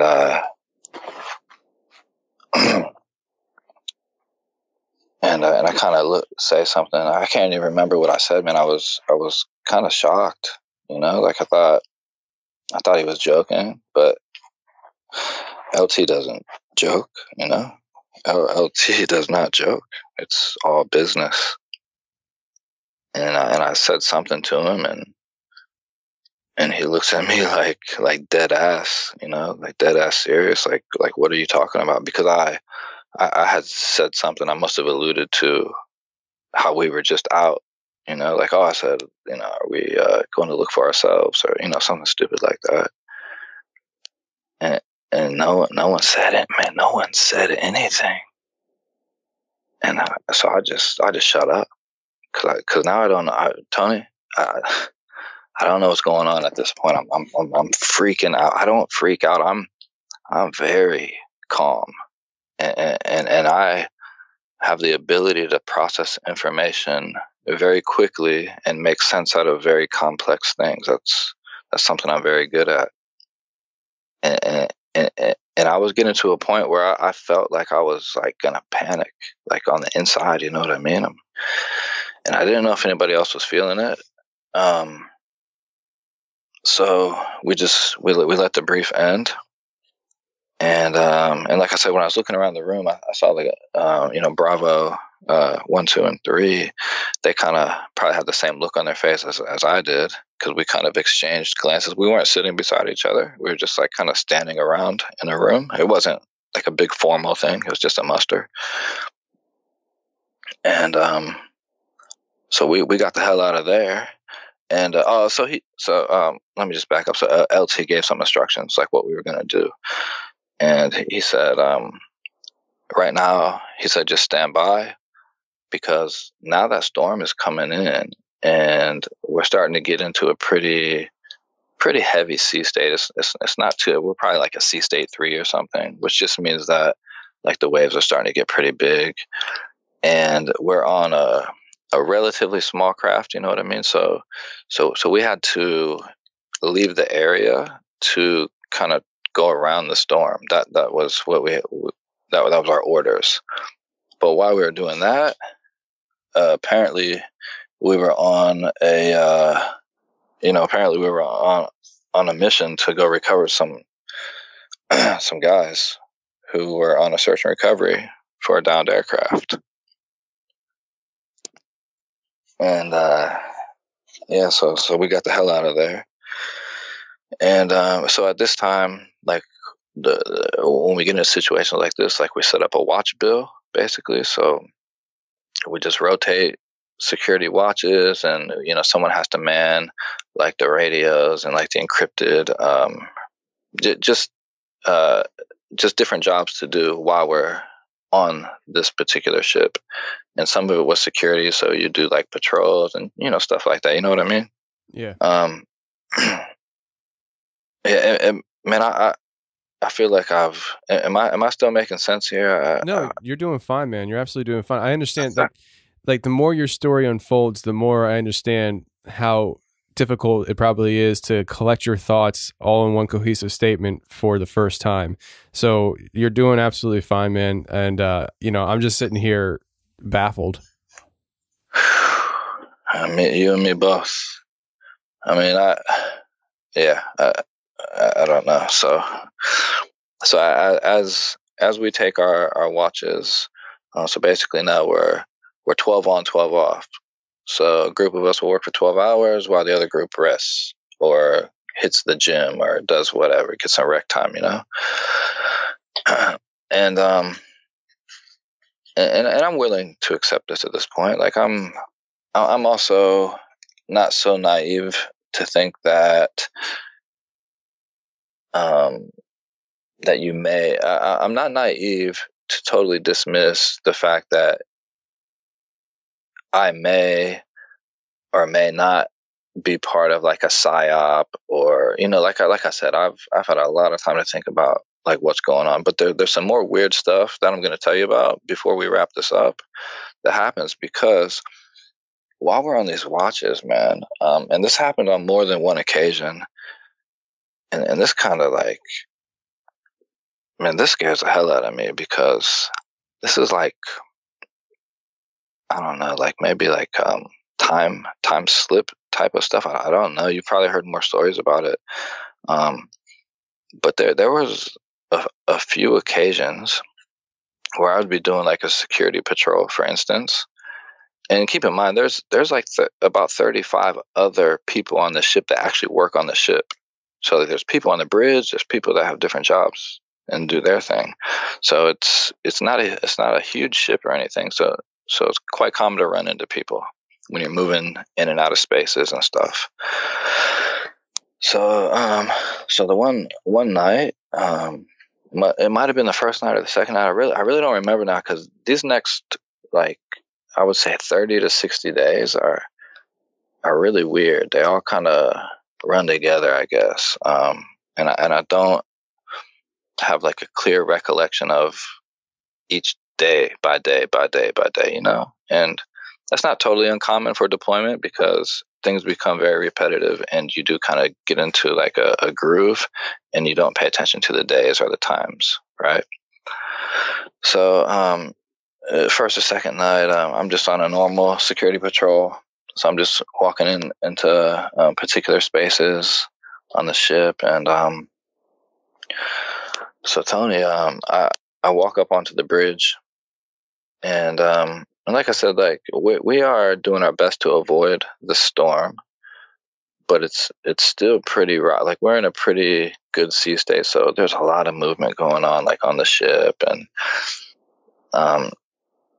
we're crashing into waves, and just it's just a weird situation. It's raining on and off, but I walk into the bridge, and it's at nighttime. So if you've ever been on a ship at nighttime, like, the bridge is completely dark. Like, it's to the point where, like, until your eyes adjust, you can't even see people. The only thing you can see is like the instruments that are on, like the panels, and they're not very bright, but they're electronic, so you can kind of see them, like the radars and stuff like that. So I walk onto the bridge, and I attempted to greet the officer of the deck, and the captain wasn't on the bridge at this time. I guess he was sleeping. It's nighttime, so they had like I'm not familiar with like ship terminology, so I don't know, whoever drives the ship, and they had those guys up there. And when no one's responding to me. Like, usually they're, these guys are cool, they're very welcoming to us, and we're always chatting when we see them. So I get on the bridge, man, and I just, say who I am, so they know who I am when I come in, because it's dark, and no one's responding to me, and I'm sitting there, and I'm thinking like, okay, they're just busy or whatever, and like, as my eyes start to adjust, like, I can see a few guys in there, and they're just like standing there completely frozen, and the ship is moving. Like, there's good movement with the waves, and these guys are like solid. You can't do, it's like, you can't do that. You just, it's like, it's beyond physics. And I don't know, it was just weird, they weren't talking, and it was completely pitch black, so I just kept it moving at that point, and it was weird, man. Like, I got that weird feeling again, so I just exited the bridge on the other side, and I went around, and I went back down to get Bravo 1. We were on the same watch cycle, so I found him, and we went back up to the bridge. And I told him what had just happened, and so we walked onto the bridge, Tony, and it was business as usual. The guys were very receptive. They were talking to us, like, talking about the weather, and Tony, what does that mean? It seems like you were involved in some kind of freezing of time. I mean, it sounds like it's something straight out of a movie, like where you walk in and everything's just frozen. So like what you're saying is everybody was frozen, like almost frozen in time, but everything was moving at the same time. Like, the waves were going, the ship was going, but the people themselves were just frozen, like stopped in time. Yes. And I remember having to like balance myself, because we took a few while I was, up there, took a few like waves or whatever. And you can't stand still on a ship like that. And it was just weird. And then, and it wasn't 5 minutes later and everything was back to normal.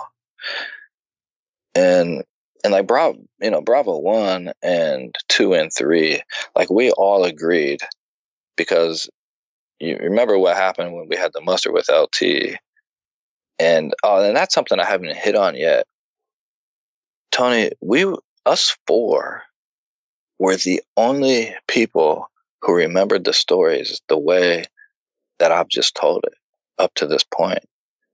So just to test it, before we even got into it, I forgot to mention this. Like when Bravo 1 and I were back in the room on that first night back, before we even talked about it, we said, okay, let's just bullet point the last, 2.5 days, what happened.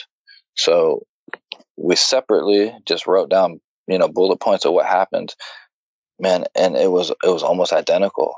So I know that like my version didn't influence his and his didn't influence mine. You know what I mean? Because there's no way that we could have known what each other was writing unless we had gone through it.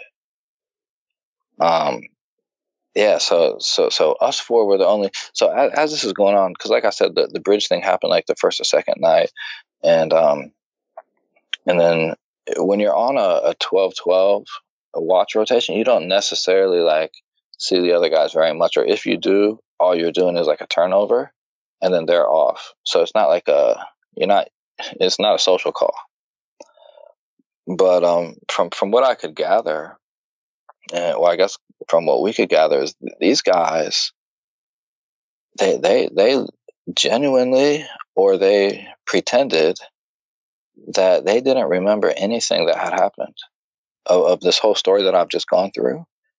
It like didn't exist to them, and that's something that has really messed with me. And even like, remember the scientist that was injured?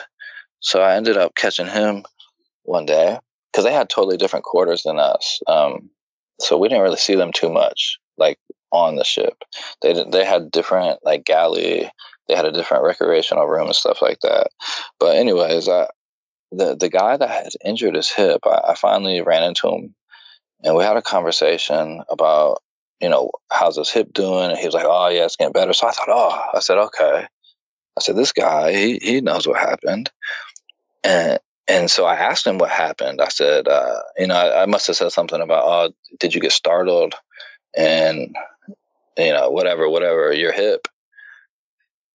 And he was like, no, during that storm, I fell down a ladder well on the ship. And that's how he hurt his hip. Huh. So he was telling me that because of, he got off balance going, because on a ship, if you're changing levels, you just go up or down like a little ladder well. And he tells me that he heard it because of that. Wow. And none of this is making sense to me at all, obviously, because from my perspective, I've told you what has happened. And now I'm dealing with a whole different thing.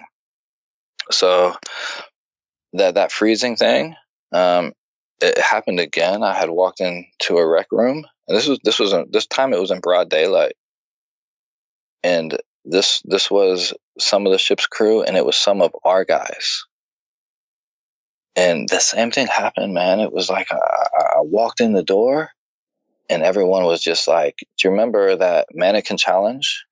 Oh yeah, where everybody just kind of stands still. Where they like.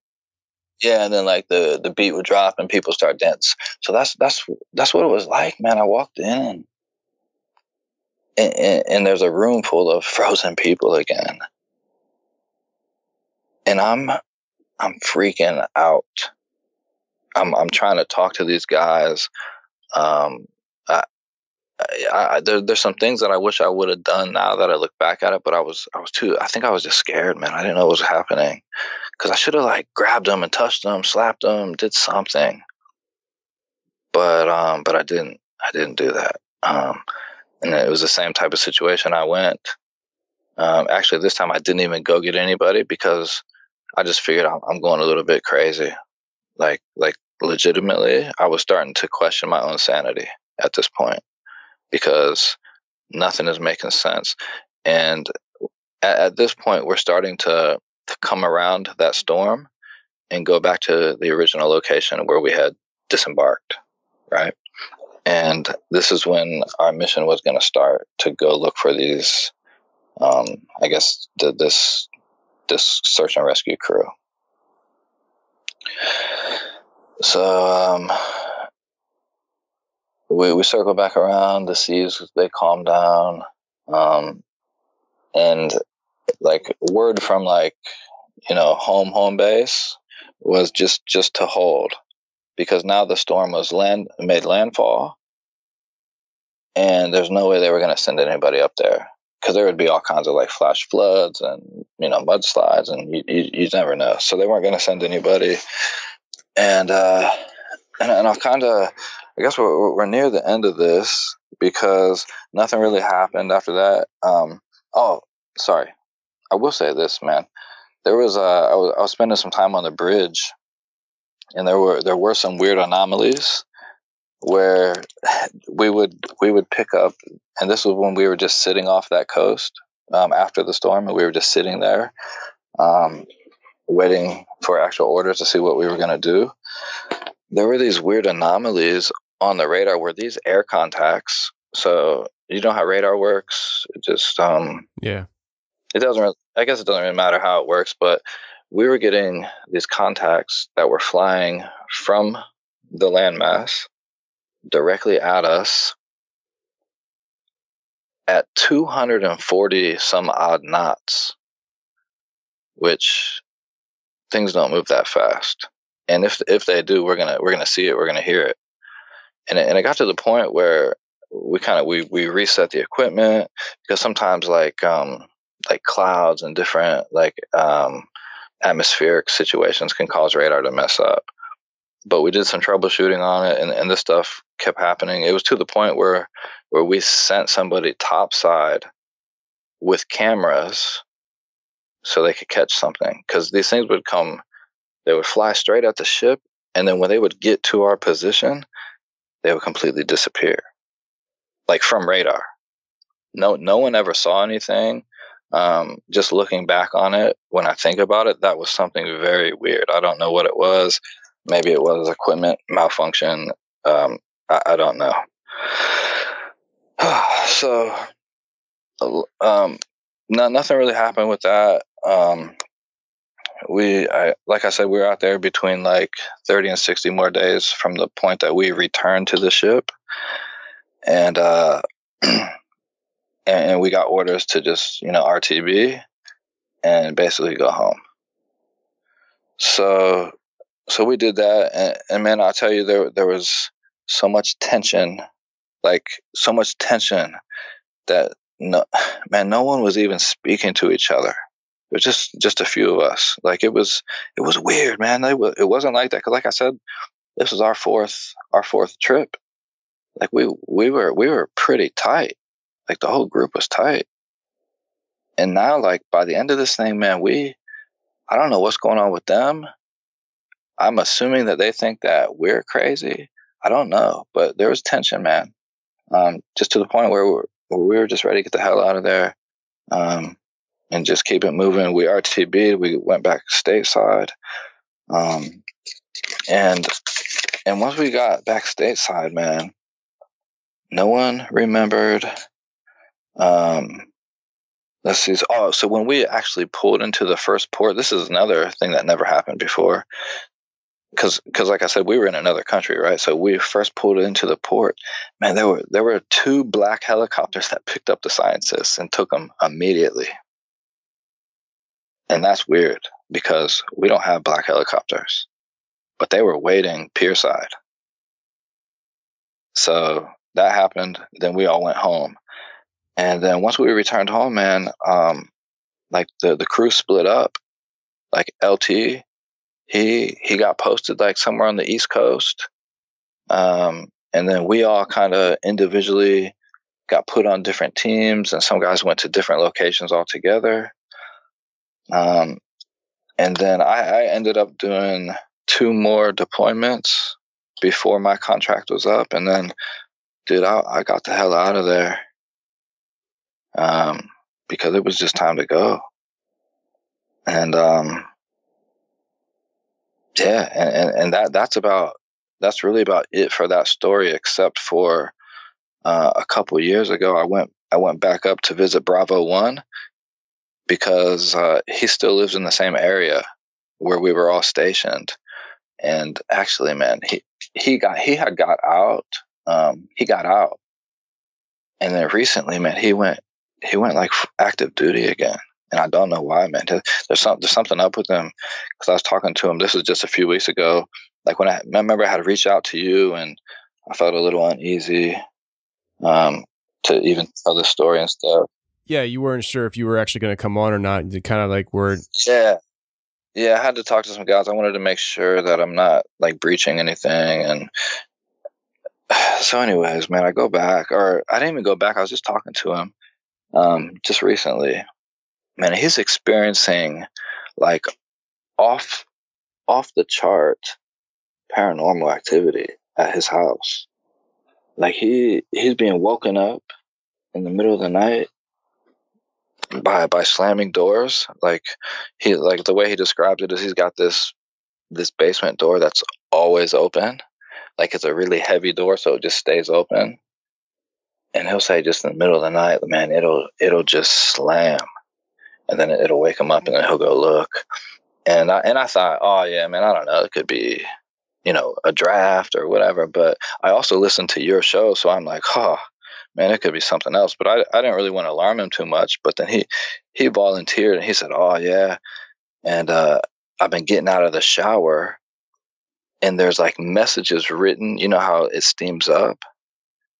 Yeah. He's telling me that there's like messages written on the shower, like, like different things about it's your time to die, and just like weird, like kind of scary messages. And I said, oh, maybe your wife or your kid, but no, like he's kind of like me, so he's thoroughly investigated it, and he's pretty terrified. Obviously, because he's having some weird, I don't know, like I think you call that kind of stuff like poltergeist or something like that. I don't know. But he did say that he had talked to some of the neighbors in the area, because he recently bought the house like within the last couple of years or something, and apparently there was a young kid, I don't know, a teenager that had died in the house before.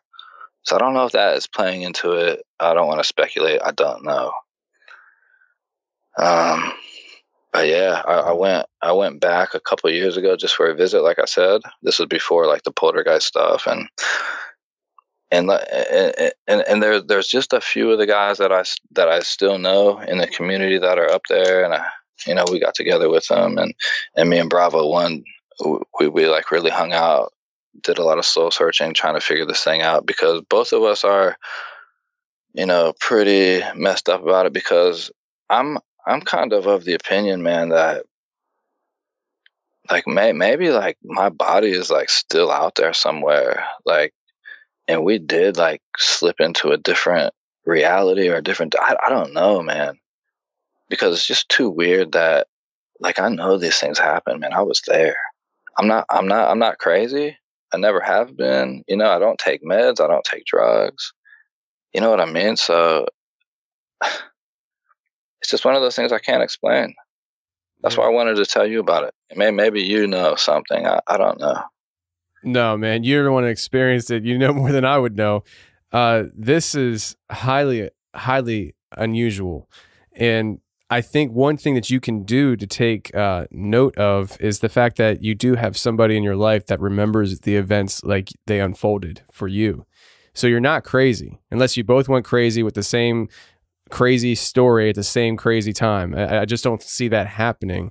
The things that you experienced with the people being frozen to having to go out and look for yourself and all that stuff, the orders that came through, it does seem like there was some kind of weird time slip. And now that you just mentioned it about your body still being out there, I never considered that this whole time, but it It is weird. Like, with this kind of thing, you have to consider all possibilities, because this is highly paranormal. This is highly unusual.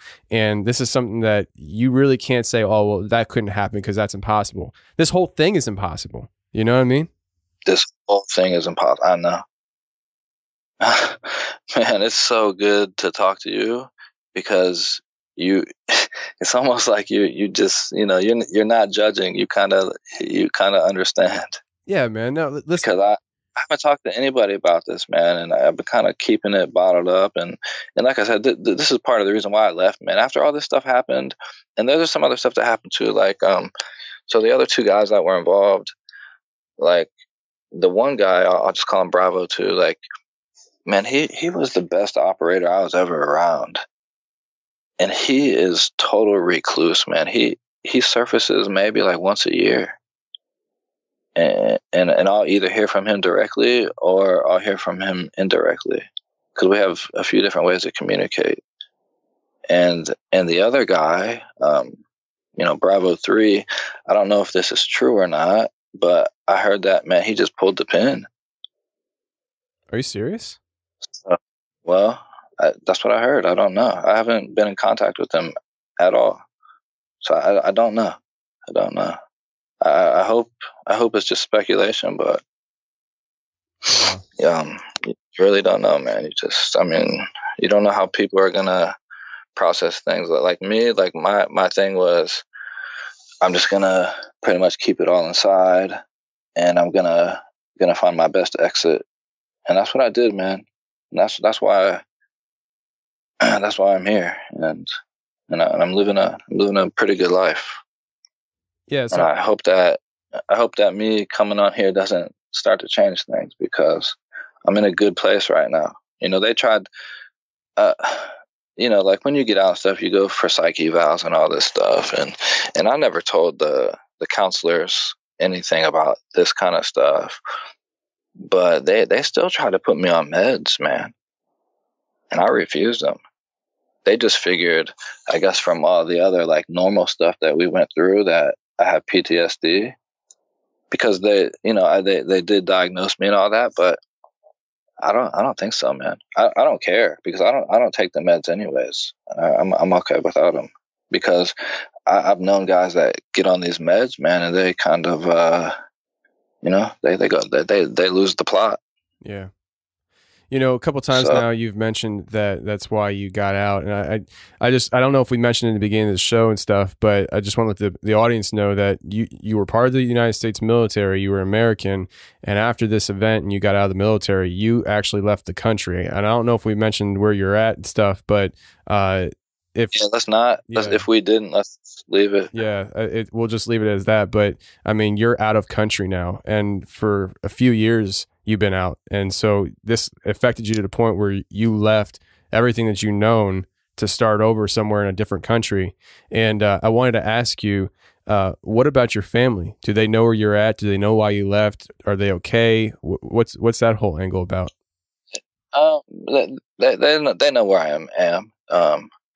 They don't know the details. I haven't figured out a way to tell anybody yet, except for now I've told the podcast. But you know what I mean. Like, I don't know how I could like look at my dad or somebody very close to me and rattle this story off. I just can't do it. So they just assume that I got a good opportunity because I did. I have like I said, I do have a good opportunity, and it's working for me here. So as far as they're concerned, I just voluntarily came here. Do you ever go back home? Yeah, every once in a while, maybe once every 2 years. Okay. And I only go to where I'm from, except the one time I did take an excursion to go see Bravo 1. Other than that, I just go see my people. I don't announce it. I don't do anything. I just go, and then I leave. Yeah. So not because I'm worried about anything. That's just how I do it. I don't know. No, it's just what I do. Yeah, I mean, you don't have to explain yourself on that, man. So there's there was 4 people, you, Bravo 1, 2 other guys, and if I'm recalling this correctly, all 4 of you to this day, except for maybe that one guy, remember the events as they unfolded, right? Yeah. Yeah, because I know for sure Bravo 1 does. I know for sure Bravo 2 does, the recluse. And I know for sure that Bravo 3, at least he did know. I mean, we all discussed it face to face. So, yeah, there were 4 people after the fact that could corroborate what happened. It makes me wonder what was different about you 4 that you guys have your memories about this, but nobody else does. I mean, because I'm glad you asked, because like I said, I've had some years to piece it together, and the only like logical conclusion that I kind of came up with, because I wondered the same thing. I said, well, why would we? But maybe it's because these orange eyes that we saw didn't see us. And maybe those guys saw the orange eyes and the orange eyes saw them, and it did something. That's the only thing, because I hear some of your other shows, and I forget which show I was listening to of yours. Somebody said something that kind of triggered that in my mind. Think like, oh, well, maybe they actually made eye contact with whatever the stuff was. And, yeah, I don't know. And maybe that's it. I don't know. What do you think? Well, I definitely think that could be a possibility. The orange eyes, when you were describing them originally, I can't remember what you said, but I feel like you said something like the orange eyes looked like something. Was it like a technology or something? What do you remember what you were saying? I can't remember. Oh, yeah. I just said that because the way that these things were moving, that they didn't really look like how like normal, like it was very asymmetrical. So if you were like, if it was another unit that was like trying to track us down, they would be moving very symmetrically, like as a unit, because that's what you're trained to do. So these things were moving very asymmetrically, and like I said, or maybe I didn't say, but they were different sizes. So some were like really tall, some appeared to be short. But what I said was maybe it was other people that had optics on. Like you had. Like maybe they had, like some type of night vision or something that they had that just appeared to be orange. But I couldn't see it on night vision. I couldn't see it with my naked eye. I could only see it on the FLIR. Or I should say we. Now you could only see it on the FLIR. Now this is just playing off of what you already put out there as a theory. But what if that was you guys looking for yourselves in this time slip, and because you didn't come in contact with your own self, you have the memories of what happened there, and maybe your own self in the other time slip has forgotten why he's even there. Oh, man. I don't know. Oh, man. Wow. I never considered that. Because you said that they like you at one point you said something about shadow figures being on the show, and you remember hearing about that. I mean, it almost makes me feel like maybe these were like they were paralleling time slips, and what you were seeing was almost like a shadow image of yourselves with the optics on. And I don't know, like it's just something I thought of. That is wow. That never crossed my mind, and that sounds like it could be plausible. It's trippy. Oh man, yeah. Wow. I'm really wow. I'm gonna have to think on that one, because man, that could be it. I mean, what else could it be? I don't know. I mean, because it when you're describing the story, it sounded almost like when you got on ship, somebody had a memory eraser device like Men in Black, and you just didn't get it for some reason, which doesn't make sense. And it's like, it's almost like when you got back to the ship, whoever got back there first already didn't have memories of what you had. It it's very strange. And the fact that why you were out there, the craft that you found and the things that you found on it is, it might be the whole reason why there was a time slip to begin with. Maybe there was some kind of paranormal / alien technology type stuff that we as a military have been messing with, and there's repercussions for that. Because you said that it's a craft that you've never seen before, is very strange. There were parts of it that were cold that shouldn't have been cold. Yet when you got inside, your devices were able to work on it. So it's almost like, it's almost like if this was a piece of military equipment, it was like they're using alien technology, but maybe the alien technology that how do I say this? Like, maybe the things that you have that you were using as tools and stuff are alien technology. It's just you were trained on it, and that's why it actually worked on this craft. Does that make sense? Wow. Yeah. You are saying things that I never considered, because we did use like stuff that you can't buy at Best Buy, you know? Yeah, like it's we a whole different set of equipment. Now that you mention that, maybe, wow, you're actually giving me a few things to think about that actually make a lot of sense. I appreciate that.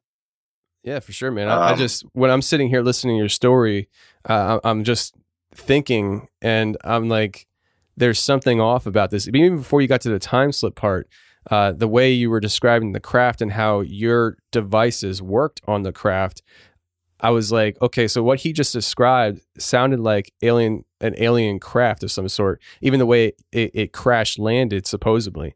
And then your things worked on the craft. And that was like a head scratcher to me, because you would think that as you're approaching something that you are not familiar with, it looks totally alien in the definition word of alien, not from this known world, you know, whether it's from us or not, but it's just alien to you.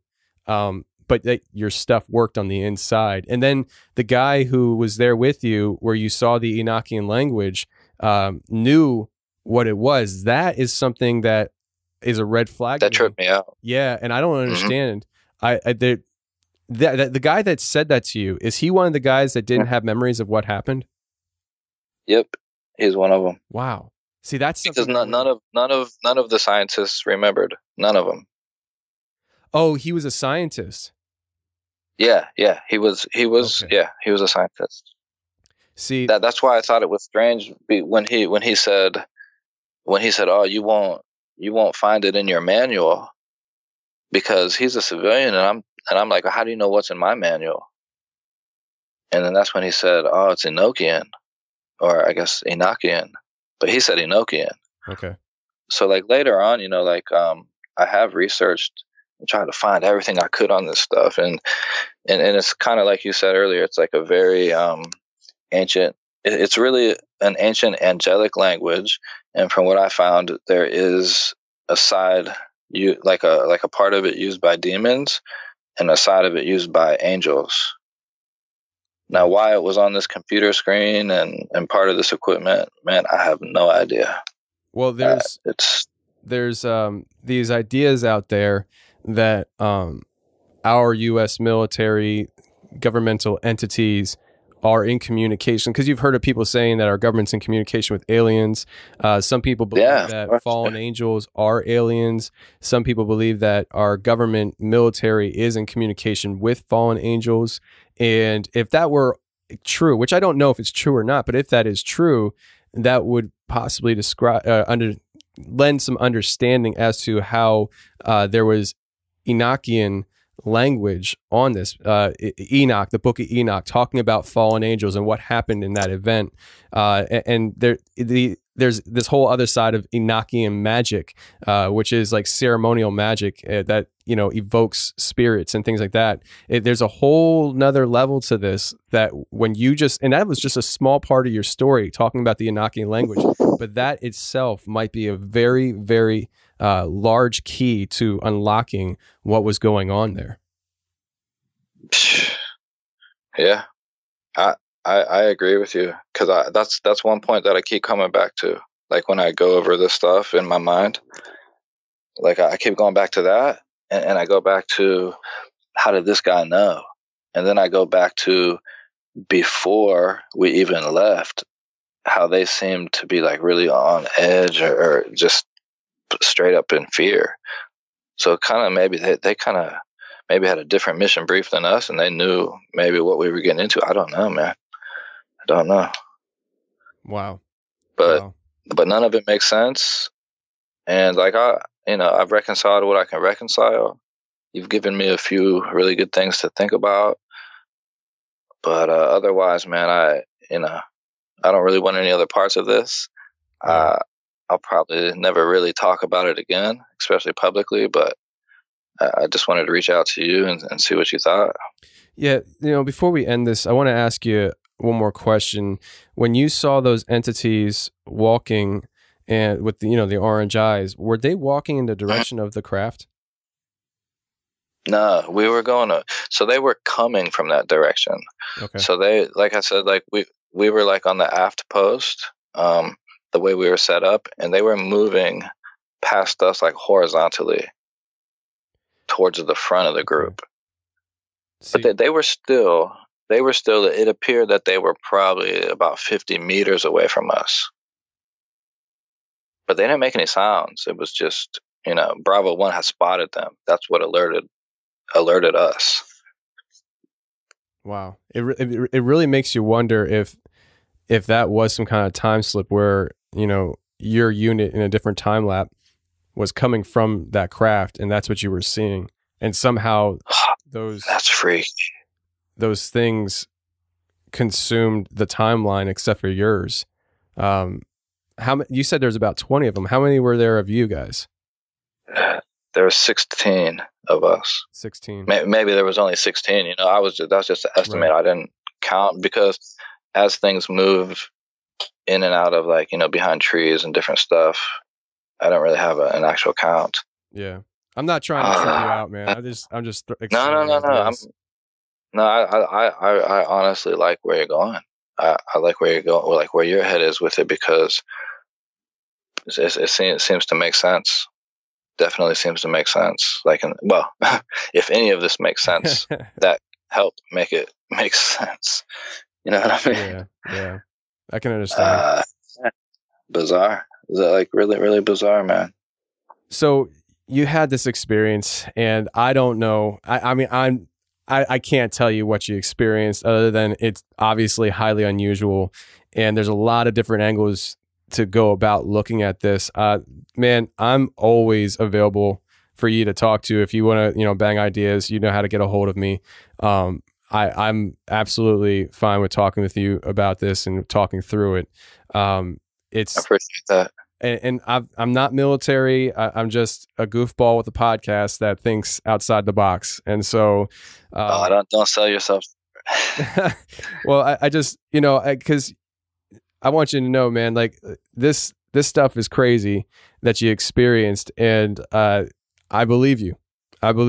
And it's a, thank you. It's a crappy thing that you have to go through. And it obviously affected your life, and it's probably going to affect you for the rest of your life. And so even the idea of PTSD, that might be something that sets in for real later on in life as you start remembering things and you start putting things together. It might cause PTSD. So, just don't ever cut anything out as an option when it comes to dealing with this, because at some point you might feel like, hey, I might need that medication now. And that's okay. That's okay. Yeah, no, that's fair. That's fair. I appreciate that. There's too much. There's too much. I don't like the way people treat mental illness on a grand scale. It's okay. Like the way I look at it, have you ever broken a bone? It's the same thing. It's just a physical issue that needs correction. And so it's nothing. Yeah. It's nothing. There's nothing wrong with that. You're not unusual. Nobody's unusual that has that kind of issue. It's natural. It's fine. It just needs to be dealt with, just like a broken bone. And so so you can heal properly. So I'm just saying that I believe you that you don't feel PTSD right now. I'm just saying, as time goes on, that might set in as a delayed effect. Yeah, that does happen sometimes. Yeah. Well, man, I appreciate you talking to us, and I know I think you had said that there were several deployments that you went on that were unusual, but I'm assuming this is the most unusual one you went on. Yeah, no, if I said that, I didn't mean that. Most of them were pretty standard. Oh, okay. Nothing like this. This was an anomaly for sure. Because the two more that I went on after were, pretty much like the first three, like as far as what was expected and what happened. Gotcha. Well, Charlie, so listen, yeah. man. If I said that, I did misspeak. I didn't mean that. No, it's fine. I don't think you said during the interview. I feel like I remembered reading that somewhere in the emails or something like that, but I probably misread it or misremembering. But Charlie, man, I really appreciate you coming on and sharing this account, and I think people are really going to be baffled by it as much as you are. So I really do appreciate you coming on and just feeling open enough to share it with the community. Yeah, definitely, man. I appreciate you giving me your ear and letting me get it off my chest. I really do appreciate that. It means a lot. Thank you.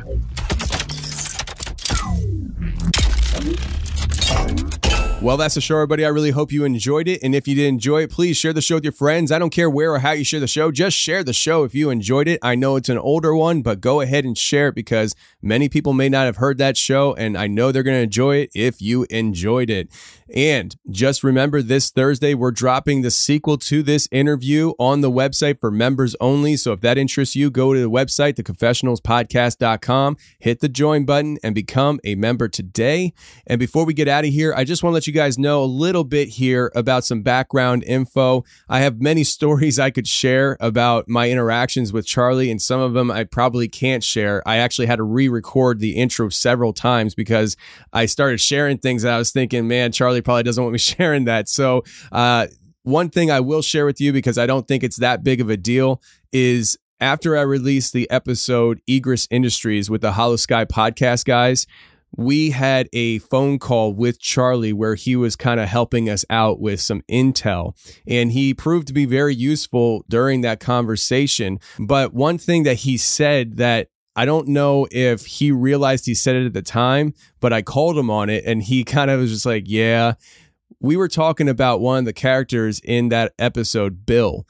And we did not say Bill's first or last name on that show. We wanted to keep his name private.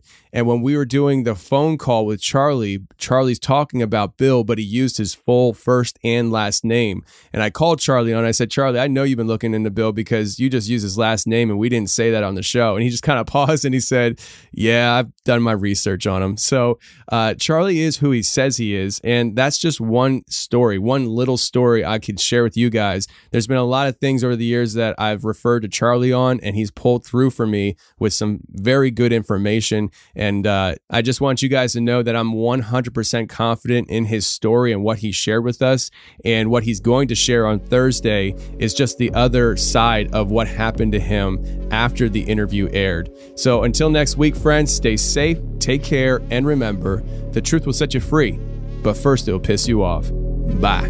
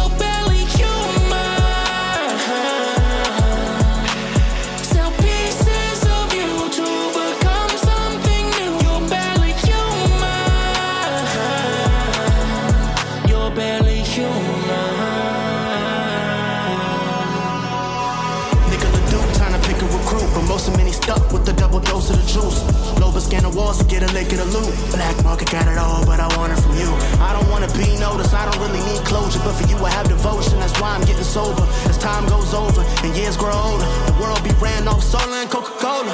In the thick of things, I'm doing a lot. Put commands in the terminal who moving like bots. Everyone got a message, now they thinking they pop. But you ran into my firewall, I'm thinking you hot. I lost commas, made comments off trading these stocks. All I know is they putting a lot of gates around crops. I forgot the dude's name, but he buying a lot. So I can't burn bread before the food prices pop. My journey would be long before I hit the gurney. Don't worry, take a look at my pot. My journey would be long before I hit the gurney. I ain't even at a curve. See, it smells good when you move like you should. Your signs, coded minds, wherever it's gentrified. You take a peek to the hood from your house on the inside. Your home, I advert the feature so with more pride. Everyone drive rovers, everyone fed their clothes is full of clothes and miscellaneous poor. I only wrote this verse cause schedule was a full. And I'm sick of young someone, no shed metal and tools. Yeah, trust in science and make-believe medical rules. Yeah, we just need armor, not big pharma. We just say prayers, only good karma. Faster with sauna, plus time with daughter. We a suit of dust, is it you I trust? God in my rear view, I reached to adjust. He told me lift my head, but watch my steps. These chances he gives a land community chest. Cause the world monopolizes, is there anything left? Just peas in the pod as they piss in the pod. I transition from a human to a god. I'm walking in his image, this isn't a mirage. Yeah, the game hurts, that's why I configure the framework to disintegrate a subject. You are aim for the brain versus mass adoption. Got us breathing in toxins. What are they concocting? Why they got us all boxed in? The sweet is sour, the cons obnoxious. You're a coward, ignoring the nonsense. A gardener award, maintaining flowers. Once again, I brought this life from the powers. Nicola. You're so connected with all the infections and all the inceptions. You're barely human. All your perceptions so misdirected with no reflection. You're barely human. Sell pieces of you to become something new. You're barely human. You're barely human. I woke up in a paradox. Everybody say they wanna be free, but they slaves to tech. They say your files corrupt. Put a swab to your mainframe, wipe you clean. That's a cloud to the reset. On the same IP, so they chain my feed. Facts pass ain't safe, it's a fake ID. Lil J.I.T. Quit consuming what they selling, they lying like AOC. Abuela, abuela, I cannot save ya. Trump did this to you. We'll take no favors from anyone. Part of their program to sex it up. They get you drinking from a septic cup. You ain't septical, I messed them up. When I came through like Cuddy and I dressed them up, I blessed them up, possessing them. But telling me that God ain't real, I'm defiant. It takes less faith in him than believing in science. Maybe I'm biased, they think it's raw. Maybe you're right, look at the minds. I ain't here to crumble, let's build an alliance. We're being compliant, waiting for the bullets to fly. False flags waving in the wind, full of some lies. False flags waving in the wind, full of some lies. You're so connected with all the infections and all the inceptions. You're barely human. All your perceptions so misdirected with no reflection. You're barely human. Sell pieces of you to become something new. You're barely human. You're barely human.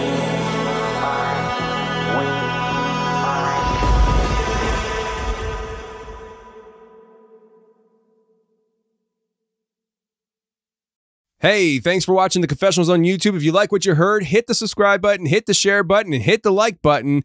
That would be a great help to me. And if you want more of the Confessionals on a weekly basis, every Thursday I come out with a special show just for members on my website. So if you want to check that out, go to theconfessionalspodcast.com, hit the join button, and become a member today. And every Thursday, you'll get a new show, and you can binge on previous shows, which there's almost 100 of them. So if you love the show, go ahead and check it out. But thank you very much for being here on YouTube and checking out the channel.